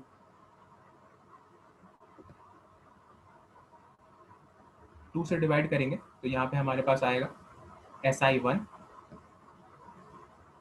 O 2.75 माइनस 1.5, ठीक है। इतना तक में किसी को कोई दिक्कत है? चलो थोड़ा सा माइक अनम्यूट करो, सब कोई बताते जाओ इतना तक में किसी को कोई दिक्कत है कि नहीं, या इतना चीज पहले से आता था?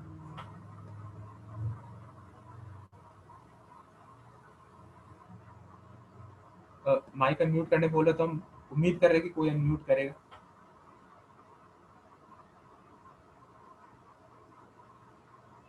हाँ भैया इतना समझ में आ गया। और ठीक है, और कोई कहना चाह रहा है कुछ तो कहो, थोड़ा इंटरेक्टिव रखो यार, बात इतना देर तक हम ही बोलेंगे, मेरा गला दर्द हो जाएगा।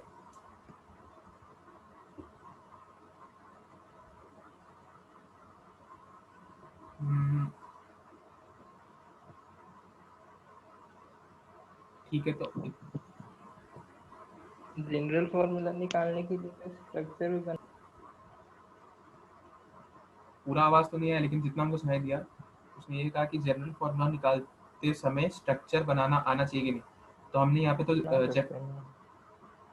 नहीं, हम तो बोले कि स्ट्रक्चर बना के भी तो फॉर्मूला निकाल सकते हैं। हाँ बिल्कुल निकाल सकते हो, लेकिन वो स्ट्रक्चर याद थोड़ी रहता है, वही दिक्कत है ना हमारे पास। वो स्ट्रक्चर बहुत बड़ा बड़ा स्ट्रक्चर होता है, अभी तुम लोग को दिखाएंगे भी कौन सा स्ट्रक्चर होता है। तो सिलिकॉन के साथ हाँ, 4 तो ऑक्सीजन है और जितना पेयर मतलब जितना इलेक्ट्रॉन ये जितना ऑक्सीजन शेयर रहेगा बस उतना बना देंगे।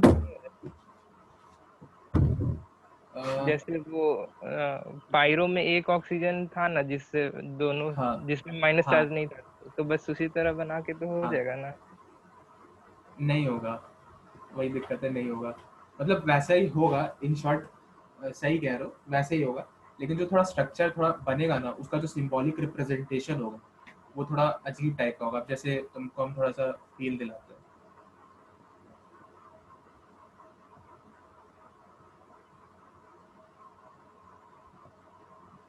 जैसे ये देखो, ये वाला चेन सिलिकेट, ठीक है। चेन में भी ये 2D सिलिकेट का है, ठीक है। तो ये कुछ इस टाइप का स्ट्रक्चर बना रहा है, ठीक है। अब इसमें अगर तुम देखो तो ये सिर्फ इतना सा स्ट्रक्चर नहीं है, एक्चुअली क्या हो रहा है कि जो ऑक्सीजन एटम्स है ये बहुत सारे मतलब जो मल्टीपल शेयरिंग है ना, उसका सिर्फ एक तुमको एक यूनिट ऐसा दिखाया गया है, ठीक है। तो पेपर में किस टाइप का रिप्रेजेंटेशन होगा वो हम लोग नहीं कह सकते, ठीक है। तो चलो तुमको एक और एग्जांपल दिखाते हैं, जैसे कि ये वाला डबल चेन सिलिकेट, ठीक है। चेन का जो दूसरा एग्जांपल होता है उसको डबल बोलते हैं, और उसका एक और नाम होता है एम्फीबोल बोलते हैं उसको, ठीक है। वो हम तुमको थोड़ा देर बात बताएंगे, ठीक है। एम्फीबोल्स कहते हैं। अब यहाँ पे क्या होता है ना कि ये जो ऑक्सीजन शेयर्ड होता है यहाँ पे, इस ऑक्सीजन पे गौर करना, ठीक है, ये और आगे शेयर्ड होते जाता है, प्लस ये भी और आगे शेयर्ड होते जाता है, ये ऑक्सीजन भी आगे शेयर्ड होते जाता है, और इसी तरीके से ये चलता है। तो अगर तुम स्ट्रक्चर के माध्यम से आगे बढ़ना चाहते हो, स्ट्रक्चर के रास्ते से, तो मेरे ख्याल से थोड़ा सा कंफ्यूजिंग हो जाएगा, ठीक है। हालांकि हम स्ट्रक्चर से तुमको बताएंगे, तो तुमको जो तरीका सही लगता है उस तरीके से आगे बढ़ो, ठीक है। लेकिन रिसेंट ईयर में स्ट्रक्चर के बेसिस पे बहुत ज्यादा क्वेश्चंस नहीं आ रहे हैं।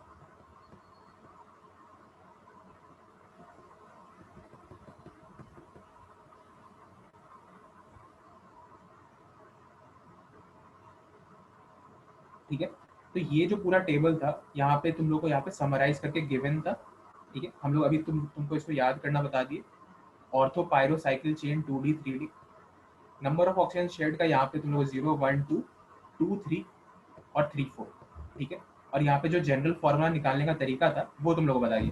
अब तुम लोग में से कोई हमसे ये सवाल तो नहीं पूछा कि भैया अगर यहाँ पे जैसे एक कंपाउंड है ये वाला, देखो SiO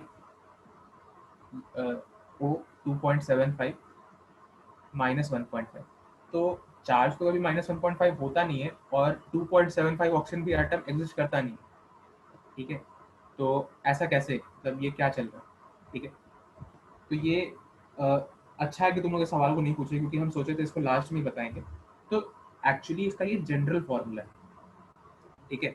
मतलब हमारे समझने के लिए जो फॉर्मूला हम लोग यूज कर रहे हैं उसको हम लोग जनरल फॉर्मूला कहते हैं, ठीक है। लेकिन अगर तुमसे एग्जाम में एक और ऑप्शन बना के इसी का दे सकते हैं, जैसे तुमने पूरा सॉल्व किया कि जैसे तुम्हारे पास फिर से यही वाला कंपाउंड गिवन है CA3SI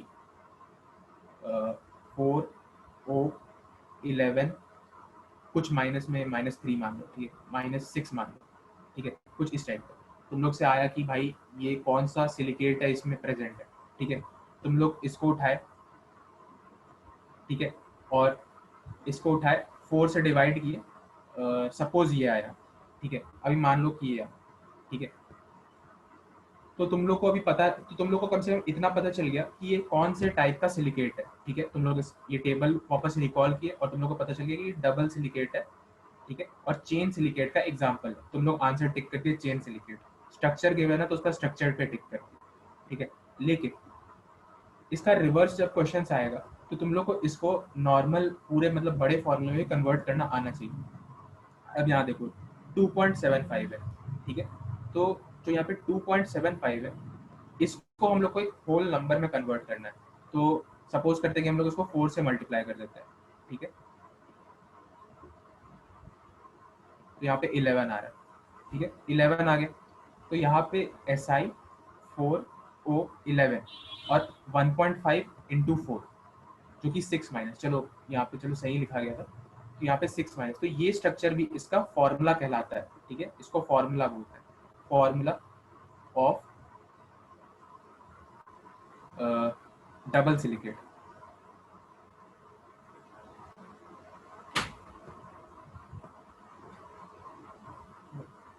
ठीक है। तो ये चीज़ तुम लोगों को लिखना आना चाहिए, समझ में आया। यहाँ पे जो ऑक्सीजन है इसको होल नंबर करना है, उसके प्रॉपर इंटीजर से मल्टीप्लाई करेंगे, सेम चीज़ को इस सिलिकॉन से भी मल्टीप्लाई करेंगे और इधर चार्ज से भी मल्टीप्लाई करेंगे। बिल्कुल पूरा यूनिटरी मेथड चल रहा है सिलिकेट से, ठीक है। और सवाल भी यही आता है कि ये जो टेबल है इसी से रिलेटेड तुम्हारे पास सिर्फ सवाल आता है, ortho pyro cyclic chain 2D 3D number of oxygen shared और उसका जनरल फॉर्मूला निकालने का, ठीक है। अब जैसे कि तुमको हम एक क्वेश्चन देते हैं,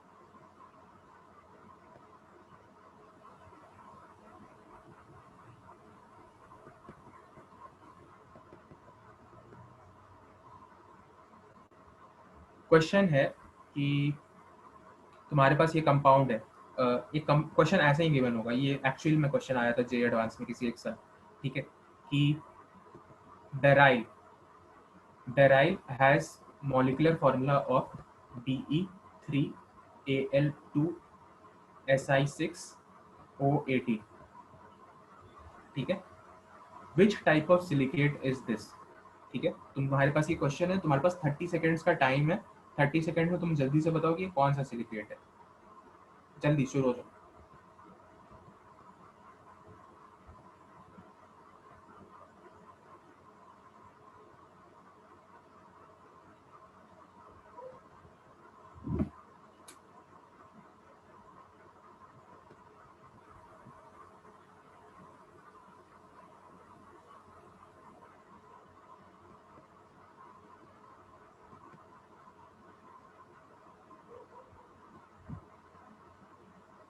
थर्टी सेकेंड्स हो गए, ठीक है। किसी को कोई आंसर मिला?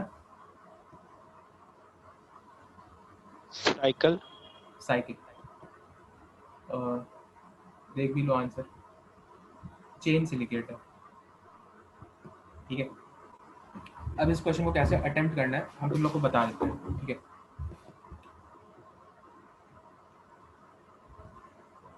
रुक जाओ, और कोई अगर अटेम्प्ट कर रहा है तो कर लो, वरना इसको स्टार्ट कर लेते हैं।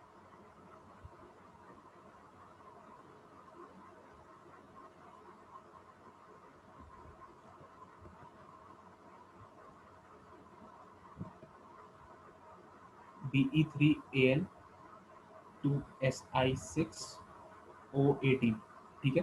अब इसमें तुम लोगों को क्या नहीं पता है, सबसे पहला चीज तुम लोग को सिलिकॉन का इतना तो तुम लोगों को पता चल गया कि ये सवाल, चलो सिलिकेट्स का सवाल है, क्वेश्चन में पूछा है कौन सा टाइप का सिलिकेट है, कौन से टाइप का सिलिकेट है। तुम्हारे पास सबसे पहले आता है कि हमको एक फॉर्मूला चाहिए सिलिकॉन का, ताकि उसके जनरल फॉर्मूला में कन्वर्ट करें, हमने जो टेबल याद किया है उससे उस चीज को मिलाएं और आंसर को रिपोर्ट करें। तो यहाँ पे हमारे पास Si6O18 आ गया, ठीक है। अब यहाँ पे एक चीज मिसिंग है, चार्ज, ठीक है, चार्ज मिसिंग है। अब यहाँ पे बेरिलियम का, ठीक है, तुम लोग को चार्ज पता है, एल्युमिनियम का पता है, लेकिन बहुत केसेस में तुम लोग को पता नहीं होगा, नहीं पता होगा कि जैसे कि अगर डी ब्लॉक के कंपाउंड्स के बारे में थोड़ा जानते होगे तो वो मल्टीपल ऑक्सीडेशन स्टेट शो करता है। तो अब वो वहाँ पे कौन सा ऑक्सीडेशन स्टेट शो कर रहा है नहीं पता अपने को, ठीक है, नहीं पता है। तो अपने को इसको निकालना तो है, निकालना है तो हम लोग एक जनरल फॉर्मूला भी बता देते तुमको, 4x - 2y, ठीक है, is equal to oxidation state is equal to charge of the compound. ये कोई बहुत रॉकेट साइंस फॉर्मूला नहीं है, सिंपल सा फॉर्मूला है। +4 इज चार्ज ऑफ सिलिकॉन, और ऑक्सीजन का जो चार्ज होता है वो होता है -2, ठीक है। तो ये बेसिकली यही लिखा है, 4 टाइम्स +4 × x प्लस -2 × y, ठीक है। अगर ऑक्सीडेशन स्टेट निकालने आता है तो ये फॉर्मूला तुमको बहुत आसानी से समझ में आ जाएगा, ठीक है। अब यहाँ पे x क्या होता है, x is the number of silicon atoms, y is the number of oxygen atoms, ठीक है। तो इस फॉर्मूले में हम लोग पुट करते हैं इस चीज को,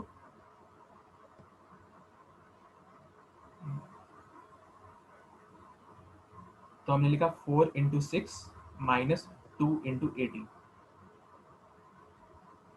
24 - 36, ये आया हमारे पास 6 6 12 -12, ठीक है। अगर कैलकुलेशन में कहीं मिस्टेक हो जाए हमसे तो बता देना, -12, ठीक है, -12 हमारे पास आ गया। अब यहाँ पे हमें क्या करना है, इसको हमें सिंगल में, मतलब SI में 1 लेके आना है। यहाँ पे जो 6 लिखा है इसको हमें 1 में कन्वर्ट करना है। तो हम क्या करेंगे 1 में कन्वर्ट करने के लिए, 6 से डिवाइड करेंगे। भैया हाँ बोल। भैया फिर से बताए ना, मैं डिस्कनेक्ट हो गया था। ओके, देखो मैंने बोला कि हमें पूछा जा रहा है कि यहाँ पे सिलिकेट कौन सा है, ठीक है। सिलिकेट कौन सा है, तो तुमको यहाँ पे इसका स्ट्रक्चर दिख रहा है, स्ट्रक्चर मतलब फॉर्मूला दिख रहा है Si6O18, ठीक है, Si6O18 दिख रहा है, लेकिन तुमको इसका चार्ज भी जानना जरूरी है। चार्ज जब तक तुम्हें पता नहीं होगा तब तक तुम नहीं बता सकते हो कि ये कौन सा सिलिकेट है, तब तक हम उस टेबल पे वापस नहीं जा सकते हैं और उस तब तक हम लोग आंसर नहीं बता सकते, ठीक है। तो चार्ज निकालने का जो तरीका हम तुम लोग को बताया है वो है 4x - 2y, जहाँ पे x होता है नंबर ऑफ सिलिकॉन एटम्स और y होता है नंबर ऑफ ऑक्सीजन एटम्स, ठीक है।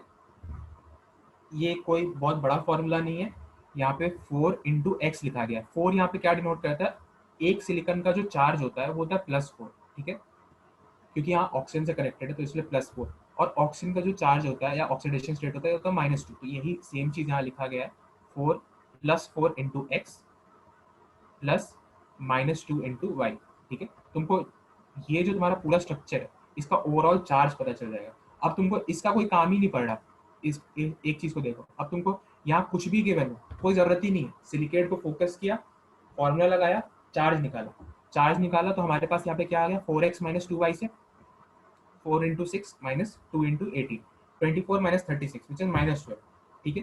-12 आ गया तो यहाँ पे हमने वापस हमारे पास जो स्ट्रक्चर था यहाँ पे गिवन, इसमें हमने पूरा -12 का चार्ज लिख दिया, -12 का चार्ज लिख दिया। तो अब हमें क्या करना है कि इसे यहाँ पे ये जो 6 है इसे 1 में कन्वर्ट करना है, क्योंकि हमने हर चीज को 1 के रिस्पेक्ट में ही सीखा है। हमारा जो टेबल था वो पूरा 1 के रिस्पेक्ट में था, इसको हमने 6 से डिवाइड कर दिया, ठीक है। 6 से डिवाइड किया तो हमारे पास यहाँ पे आया Si1O3 -2, ठीक है। तो ये था हमारा फॉर्मूला, ठीक है। तो ये कब ये फॉर्मूला हम लोग यूज करते हैं, ठीक है। तो ये चेन सिलिकेट का फॉर्मूला है, अगर तुम लोग याद करो, जब हमारे पास 2 ऑक्सीजन एटम शेयर होते हैं, ठीक है। अच्छा, कोई किसी को इसमें कोई साइकिल भी, तुम जो आंसर दिया था साइकिल बोला था क्या? हाँ अच्छा हाँ ठीक है, अच्छा अच्छा अच्छा अच्छा, हम समझ गए तुम लोग क्या दिक्कत है।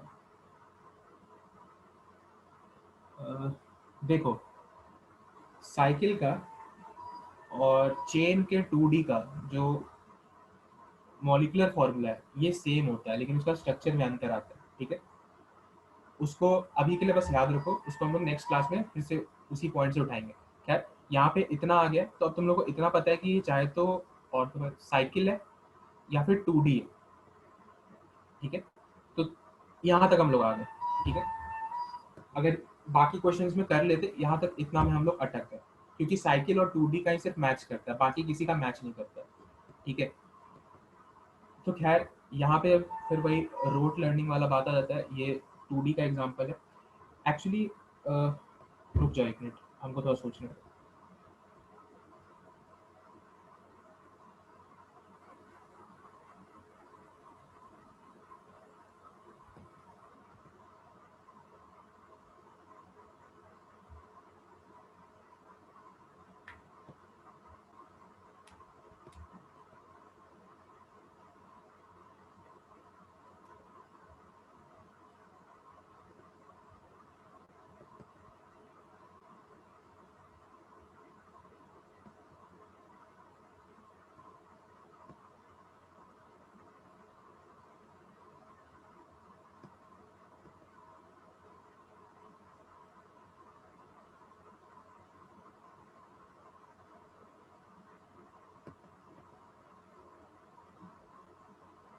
चलो ठीक है, इसको नेक्स्ट क्लास में चेक करते हैं। ठीक है,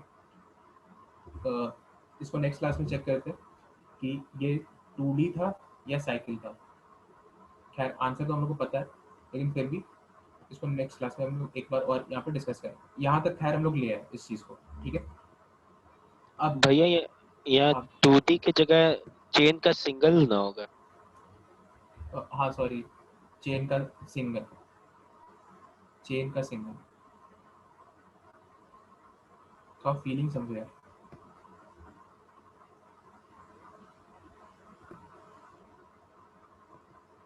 ठीक है, ये इसके आगे क्या आता है, इस चीज़ को हम तुमको थोड़ा देर में बता, थोड़ा मतलब अगली क्लास में बताते हैं।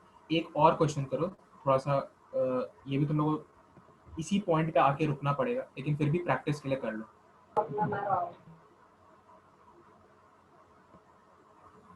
तुम लोग के पास ये कंपाउंड है, कंपाउंड का फॉर्मूला हम लिख रहे हैं, इसका नाम होता है वोलास्टोमाइड, बहुत फेमस कंपाउंड है। सिर्फ देखो दो ही तीन कंपाउंड है जो सिलिकेट्स में नाम में आता है, वोलास्टोमाइड और डेराइन, और तुम कुछ ऐसा देखे नहीं है। ठीक है, लेकिन फिर भी अगर नाम याद भी नहीं है तो कोई फर्क नहीं पड़ता हम लोग को, क्योंकि वो कोई खास पूछता नहीं है, फॉर्मूला हमेशा दे देता है। ठीक है, चलो शुरू हो जाओ। इसका जनरल फॉर्मूला बताता हूँ थोड़ा सा।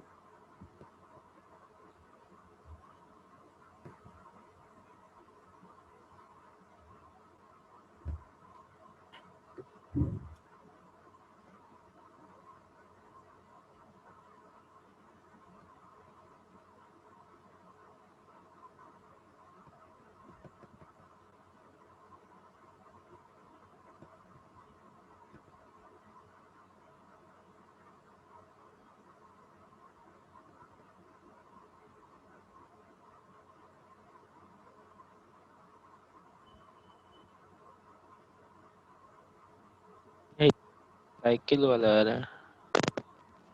मतलब जनरल फॉर्मूला बताता हूँ।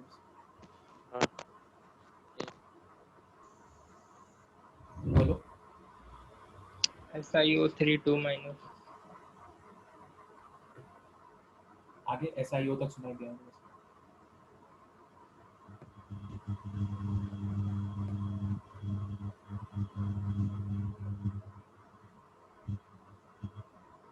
चलो ठीक है, इसको हम लोग करते हैं। ठीक है, करने का फिर से हमारे पास वही तरीका है। तरीका क्या है, हमारे पास एक कंपाउंड गिवन है, इसमें ये जो एक्स्ट्रा आइटम गिवन है इसको हटा दो, इतना हमारे पास वापस चीज़ आ गया। ये हमारा सिलिकेट है। ठीक है, सिलिकेट है तो इस पर हम लोग को चार्ज निकालना है। हमने लिखा 4 × 3 - 2 × 9, ये हमारे पास कितना है 12 - 80 विच इज इक्वल टू -6। तो यहाँ पे -6 हमने डाल दिया। अब इसको हमने ये 3 यहाँ पे गिवन है, इसको हमें 1 में कन्वर्ट करना है। 1 में कन्वर्ट करना है तो यहाँ पे हमने इसे 3 से डिवाइड किया, यहाँ पे आया 1, यहाँ पे आया 3 और यहाँ पे आया 2 - ठीक है, तो वापस हम लोग वहीं पे फंस गए कि ये 2D होगा, सॉरी चेन का सिंगल चेन होगा या फिर साइकिल होगा, यहाँ पे हम लोग फंस गए। ठीक है, तो इस चीज को हम लोग नेक्स्ट क्लास में देखेंगे। हमको भी ये देखना पड़ेगा, हमको कोई हम इसमें अभी तक कंक्लूजन पे नहीं आ पा रहे हैं कि ये क्यों होगा ऐसा। ठीक है, तो खैर हम लोग जनरल फॉर्मूला निकालना सीख गए, ये सीख गए। यहाँ तक में किसी को कोई दिक्कत है क्या?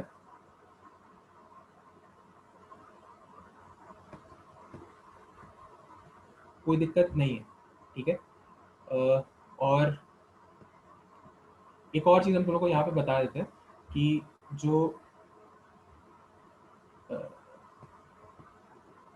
चेन सिलिकेट्स होता है, चेन सिलिकेट्स में जो दूसरा पार्ट होता है यहाँ पे, जैसे सिंगल है और यहाँ पे डबल है, तो डबल चेन सिलिकेट को हम लोग एम्फी बोल भी बोलते हैं, एम्फी बोल।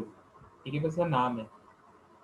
ठीक है, अगर याद रखना चाहो तो जैसे एम्फीबियंस होता है तो पानी और जमीन दोनों पे एग्जिस्ट करता है, जिंदा रह सकता है, वैसे ही डबल चेन सिलिकेट में 2 ऑक्सीजन एटम शेड होता है और 3 ऑक्सीजन एटम दोनों शेड होता है। ठीक है, तो दोनों का ट्रेड्स रखता है, तो इसीलिए इसका नाम एम्फी। ठीक है, ठीक है, तो एक और मूवी आया था अपरिचित, उसमें भी उसका नाम था क्या, अम्बी, वो भी 2 कैरेक्टर शो कर रहा था।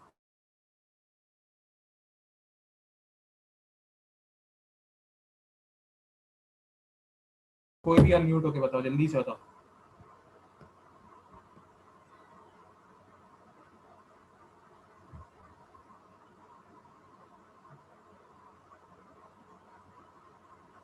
कोई बताना चाहेगा? सौम्या क्या बताओ। बोले भी? कितना क्लास हुआ है आज?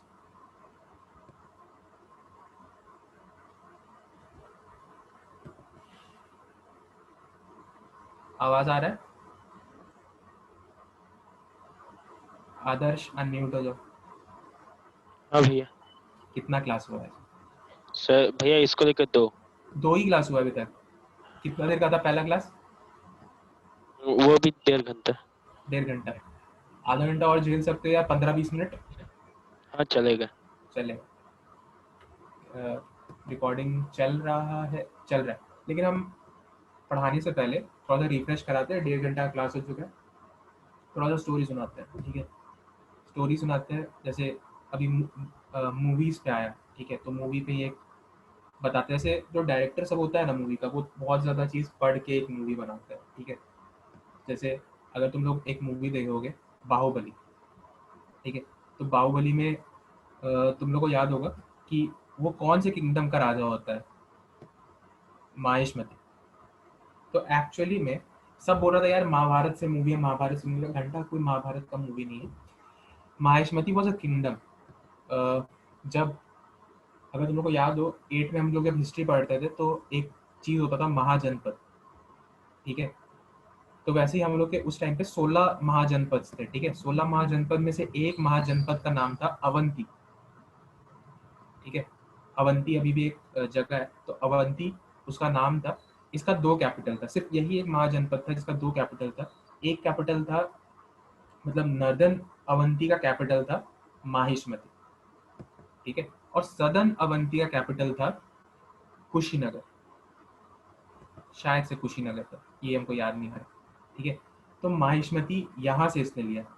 और ये जो डायरेक्टर है ना, इसका डायरेक्टर का नाम क्या था, किसी को याद है? एस राजा। हाँ, राजा मौली। राजा मौली इज वेरी मतलब एडुकेटेड काइंड ऑफ पर्सन। मतलब उसको वो जब डायरेक्ट करता है तो लगता है कि वो बहुत पढ़ के डायरेक्ट कर रहा है। ठीक है, अब तुम लोग को याद होगा कि उसमें एक कैरेक्टर रहता था भल्लाल देव।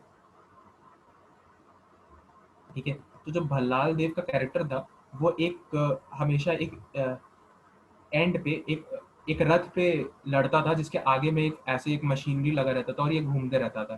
ठीक है, ये चीज़ घूमते रहता था। तो लोगों को लगा कि यार ये तो महाभारत से मैच नहीं हो रहा है, तो क्या करें।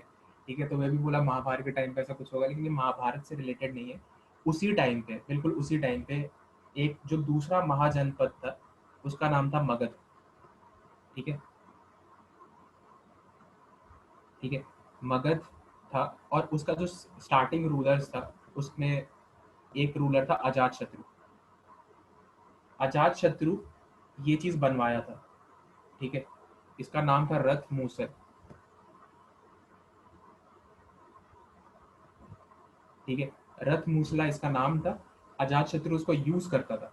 और अगर तुम लोग को याद हो तो इसमें जब एक लड़ाई होने वाला होता है, पहला लड़ाई बाहुबली 1 में, तो जो बाहुबली को जो मिलता है वो बस एक ये फेंकने वाला, स्टोन फेंकने वाला कैटापॉल्ट मिलता है, ठीक है, जिसमें वो कपड़ा बांध के फेंकता है और जला देता है, ठीक है। तो उस टाइम पे भी ये जो राजा था हमारा अजात शत्रु, ये सेम बनवाया था, सेम उस टाइम पे ये बना था, सबसे पहली बार दुनिया में अजात शत्रु बनवाया था। इसका नाम था महाशील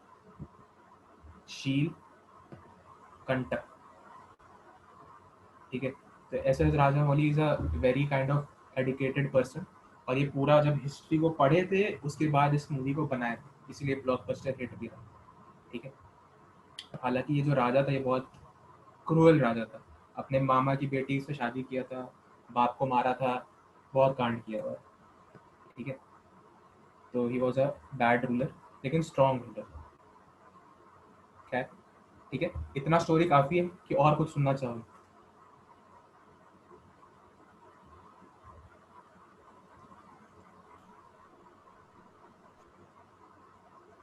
कोई कुछ बोलना चाह रहा था तो बोलो।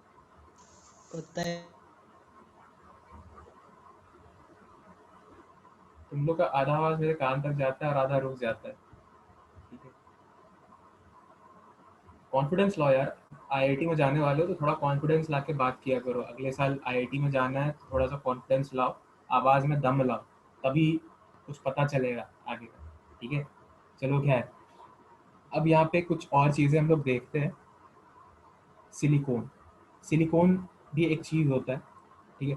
अच्छा, तुम लोग को हम क्या नहीं बताया अभी तक, स्ट्रक्चर वाला पार्ट नहीं बताया। तो स्ट्रक्चर बेसिकली याद करने वाला है, 2-3 बार, एक बार देखना, एक और बार देखना, और तीसरी बार हम बता देंगे, ठीक है। और वो भी हम बताएंगे, अपना नोट्स ही से दिखा देंगे कि ऐसा ऐसा होता है, क्योंकि वो आता नहीं है तो इसलिए हम उस पर ज़्यादा टाइम नहीं वेस्ट करना चाहते। एक चीज़ होता है सिलिकॉन होता है, ठीक है, और एक जो दूसरा चीज़ होता है जियोलाइट होता है, ठीक है। तो जियोलाइट एक छोटा सा चीज़ होता है, तो पहले जियोलाइट को बताते हैं, ठीक है। Zeolites are 3D alumino silicates and they are prepared, अच्छा रुको यहाँ से,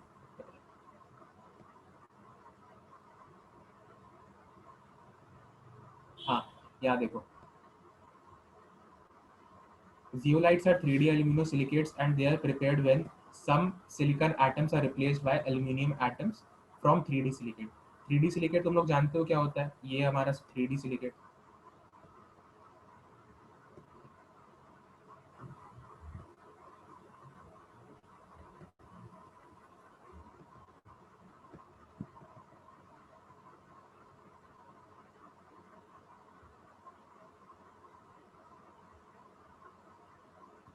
ठीक है। ये हमारा 3D सिलिकेट। तो इसमें जब कोई सिलिकॉन एटम, कुछ सिलिकॉन एटम अल्यूमिनियम एटम से रिप्लेस हो जाता है, तब यहाँ पे फॉर्मेशन होता है जियोलाइट्स का। जैसे यहाँ पे हम रिएक्शन लिख भी रखे हैं, ठीक है। सपोज हमने यहाँ पे रिएक्शन किया AlCl3 के साथ और NaCl के साथ। एक्चुअली रिएक्शन कैसा होता है वो भी तुमको बताते हैं। एक 3D सिलिकेट का शीट लिया जाता है, मतलब कैसे समझाए, पत्थर ले लिया गया, ठीक है। ऐसे तो सराउंडिंग में पत्थर के फॉर्म में एग्जिस्ट कर रहा है, तो वैसे ही एक पत्थर उठा लिया गया, ठीक है। उसको हम लोग NaCl और AlCl3 के सॉल्यूशन में डाल दी, ठीक है। इसके सॉल्यूशन में डाल देते हैं तो क्या होता है कि कुछ जो सिलिकॉन का यहाँ पे एटम्स है, यहाँ जो ग्रिड बना हुआ है, यहाँ पे अल्युमिनियम चला जाएगा, ठीक है। अब क्या होगा कि यहाँ पे अल्युमिनियम में जो चार्ज है ये +3 में रहता है और सिलिकॉन +4 में रहता है, ठीक है।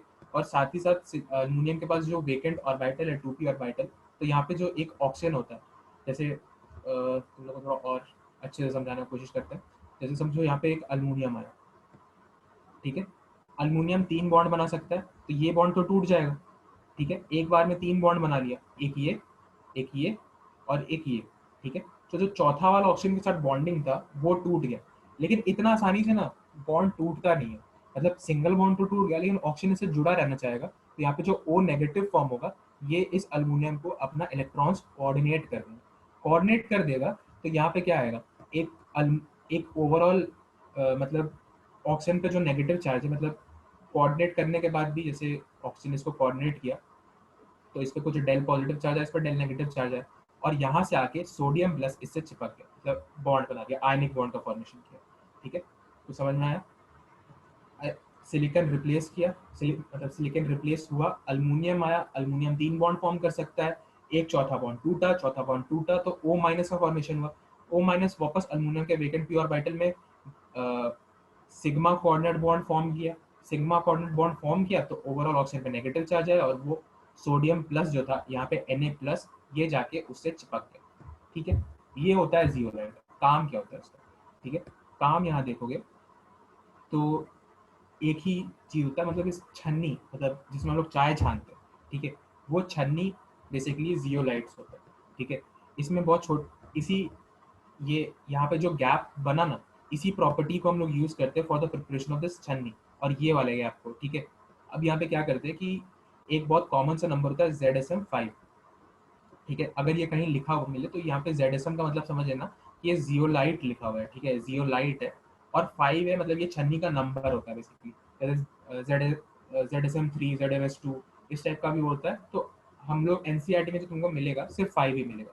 ठीक है, वो बेसिकली छन्नी का नंबर होता है कि कितना बड़ा छन्नी बेसिकली हम लोग को बनाना। ठीक है, अब इसका एप्लीकेशंस है, it is use as water purifier.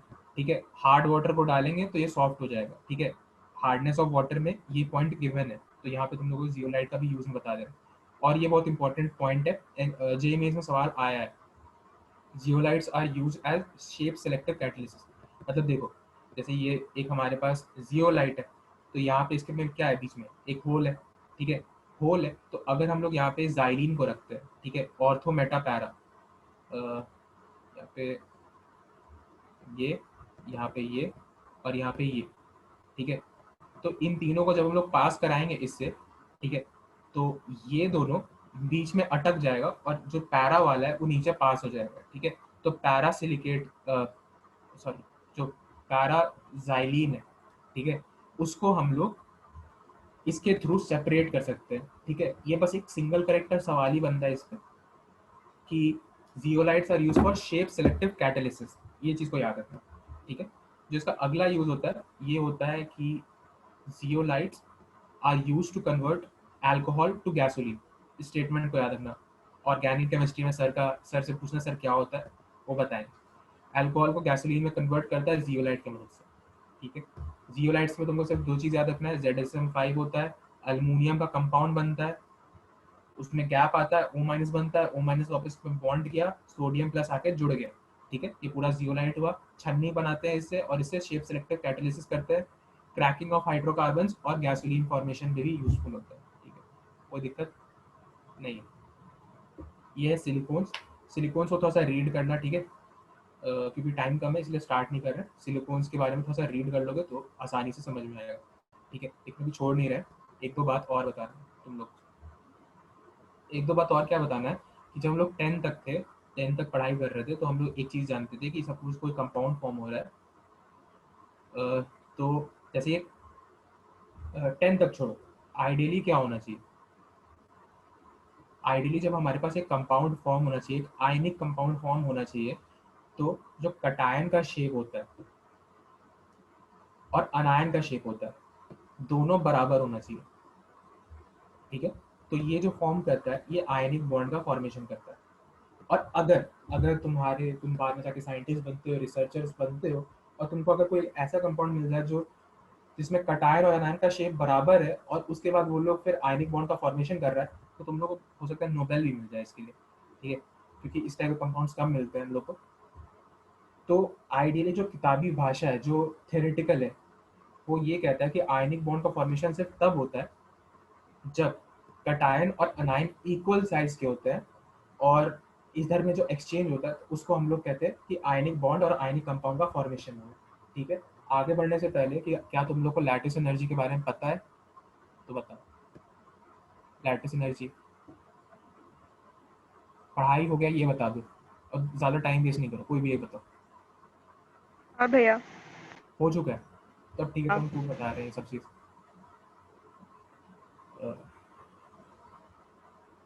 तो तुम लोग को कम से कम आयनिक बॉन्ड के बारे में पता है, ठीक है। अब मतलब लैटिस एनर्जी, अच्छा ठीक है, कोई एक थोड़ा सा कॉन्वर्सेशन के लिए अनम्यूट हो जाओ, जो अभी लास्ट अनम्यूट हुई थी। हाँ, तुम लोग को लैटिस एनर्जी पढ़ा दिया गया है, तुम लोग को हाइड्रेशन एनर्जी पढ़ा दिया गया है, उसका कंपैरिजन करना आता है, उसके बाद ये सब चीज़ आता है।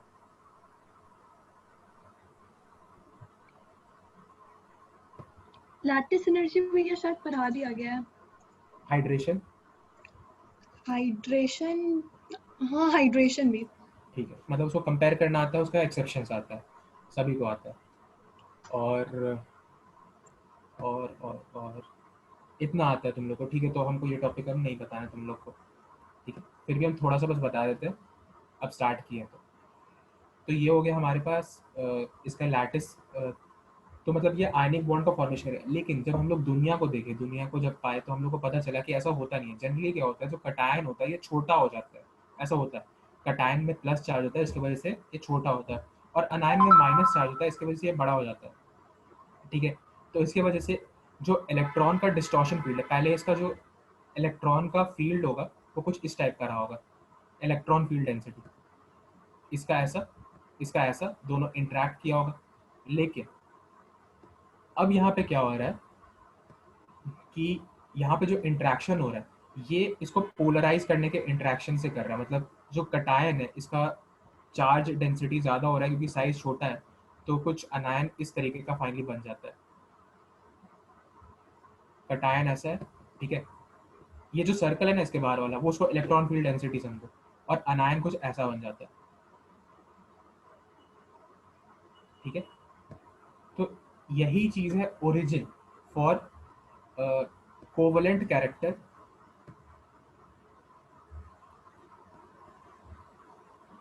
इन आयनिक कंपाउंड, ठीक है। और ये चीज़ हम लोग कैसे मेजर करते हैं, ये चीज़ हम लोग मेजर करते हैं with the help of फजान्स rule. फजान्स rule आता है तुम लोगों को? हाँ। फजान्स रूल भी आता है, बहुत बढ़िया। फजान्स रूल भी आता है, तो ये भी हमको नहीं बताना है। तो तुम लोग को बेसिकली फजान रूल भी आता है, कोवलेंट कैरेक्टर भी निकालने आता है, आयनिक कैरेक्टर भी डिसाइड करने आता है, बहुत बढ़िया। तो ठीक है, तुम लोग का बच रहा है सिर्फ सिलिकेट्स, सॉरी सिलिकॉन्स, ठीक है। तो सिलिकॉन्स हम लोग नेक्स्ट क्लास में बहुत छोटे से ब्रीफ टाइम के लिए करेंगे।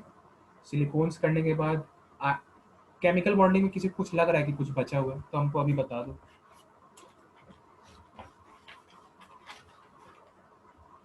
थर्मल स्टेबिलिटी हो गया तुम लोगों का?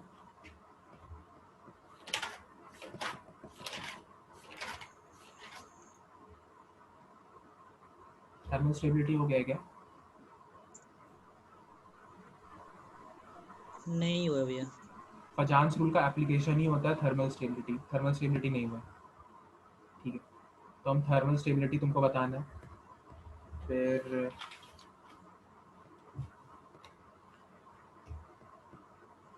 कुछ नोट्स भेज देंगे जिसमें टाइप्स ऑफ कटायंस होगा। टाइप्स ऑफ कटायंस में इनर्ट गैस कॉन्फ़िगरेशन वाले कटायंस, यूडो इनर्ट गैस कॉन्फ़िगरेशन वाले कटायन, और नॉन इनर्ट गैस कॉन्फ़िगरेशन वाले कटायंस, ऐसा होता है, ठीक है।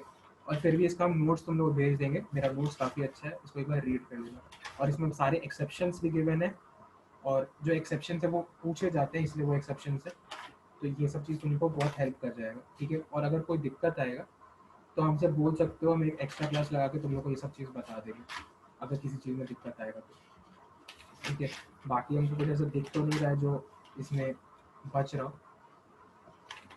सॉलिबिलिटी और आयनिक मोबिलिटी, ये दोनों चीज़ तुम लोग को आता है?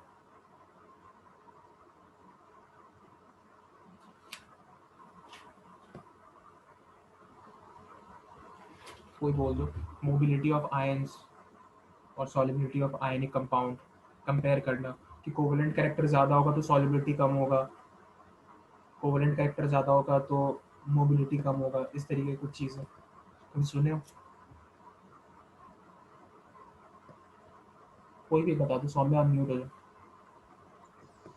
हाँ भैया। ठीक है, सुनिए, तो बताना चाहिए ना, ठीक है, ये सब चीज़ तुम लोग को पता है, तो हम लोग अपने जो कोर इनऑर्गेनिक केमिस्ट्री वाला चीज़ है उससे हम लोग स्टार्ट कर सकते हैं। अच्छा, एक और चीज़, तुम लोग को इनर्ट पेयर इफेक्ट पता है क्या? सौम्या वापस हम लोग को, हाँ वो भी बताया गया था। ठीक है, वो भी बताना। ठीक है, तो इनर्ट पेयर इफेक्ट फिर भी हम इसका नोट्स भेजेंगे, ठीक है, क्योंकि हमको लगता है मेरा नोट्स थोड़ा अच्छा बनाया हुआ है, तो वो तुम लोग को थोड़ा काम आ जाएगा। खैर सर भी अच्छा बनवाते, फिर भी हम भेज देंगे। और जाने से पहले एक निमोनिक याद कर लो, काम आएगा तुम लोग को आगे में।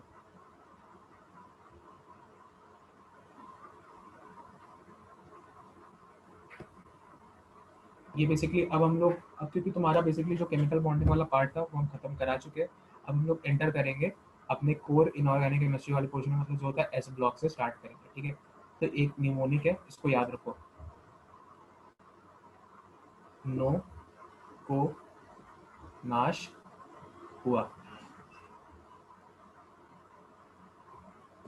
ठीक है, नो को नाश हुआ। एक बार अपने मुंह से निकालो, मतलब एक बार बोल दो इसको,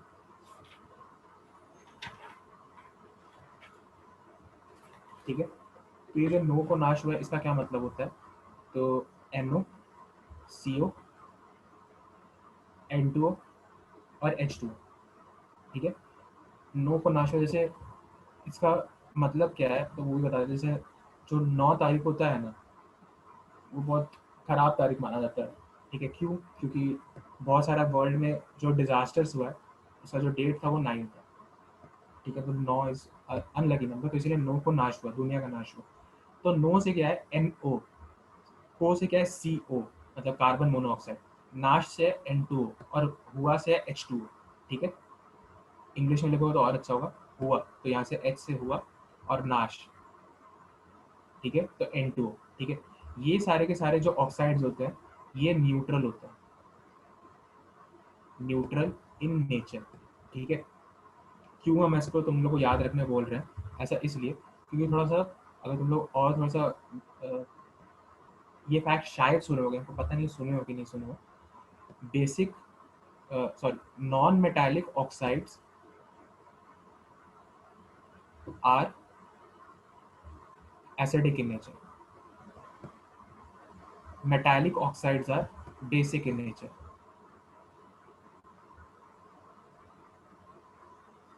और कुछ कुछ एम्फोट्रिक होता है, ठीक है। एम्फोट्रिक होता है वो भी अभी बता देते हैं, वो भी तुम लोग को याद ही हो जाए, ठीक है। जैसे अगर इन दोनों को देख के तुम लोग को लगे कि एम्फोट्रिक ऑक्साइड्स का क्या होता है, तो एम्फोट्रिक ऑक्साइड होता है, तुम लोग को लगे कि या एक नॉन मेटल हो गया, एक मेटल हो गया, बचा तीसरा नॉन मेटलॉइड्स, तो metalloids oxides are amphoteric in nature. तो ऐसा नहीं होता, जनरली ऐसा नहीं होता, ठीक है, एक्सेप्शंस आर ऑलवेज देयर, ठीक है। तो ये सारे के सारे जो ऑक्साइड्स है ये एम्फोट्रिक है। अब यहाँ पे जो नाइट्रोजन है, ये देखो यहाँ पे नाइट्रोजन का ऑक्साइड है, यहाँ कार्बन का ऑक्साइड है, यहाँ पे भी नाइट्रोजन का ऑक्साइड है, यहाँ हाइड्रोजन का ऑक्साइड कह सकते हो, इसको हटाइए, ठीक है। तो यहाँ पे ये तीनों नॉन मेटल का ऑक्साइड है, लेकिन फिर एसिडिक होना चाहिए था, लेकिन न्यूट्रल है, इसलिए तुमको ये याद होना चाहिए।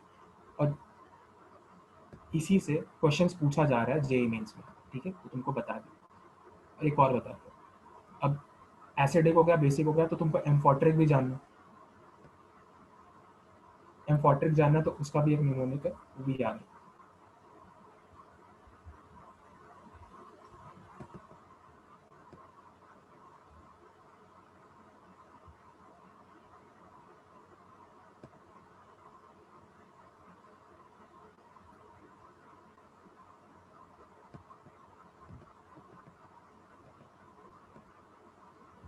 ठीक है, जनाबे अली या टीना है, ठीक है। एक बार अपने मुंह से इसको बोलो तो ज़्यादा आसानी होगा समझने में,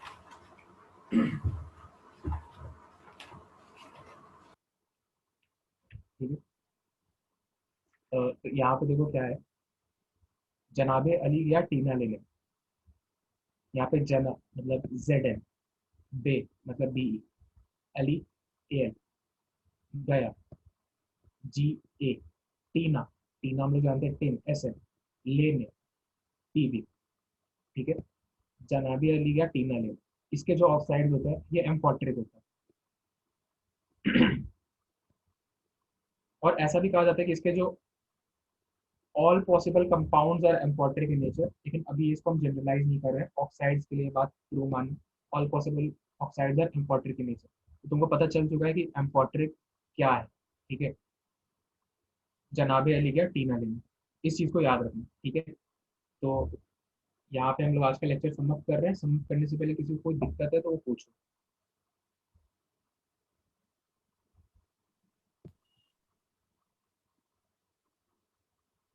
हमारे पास 2 मिनट का समय है, ठीक है। हम रिकॉर्डिंग को अभी स्टॉप कर रहे हैं, ठीक है।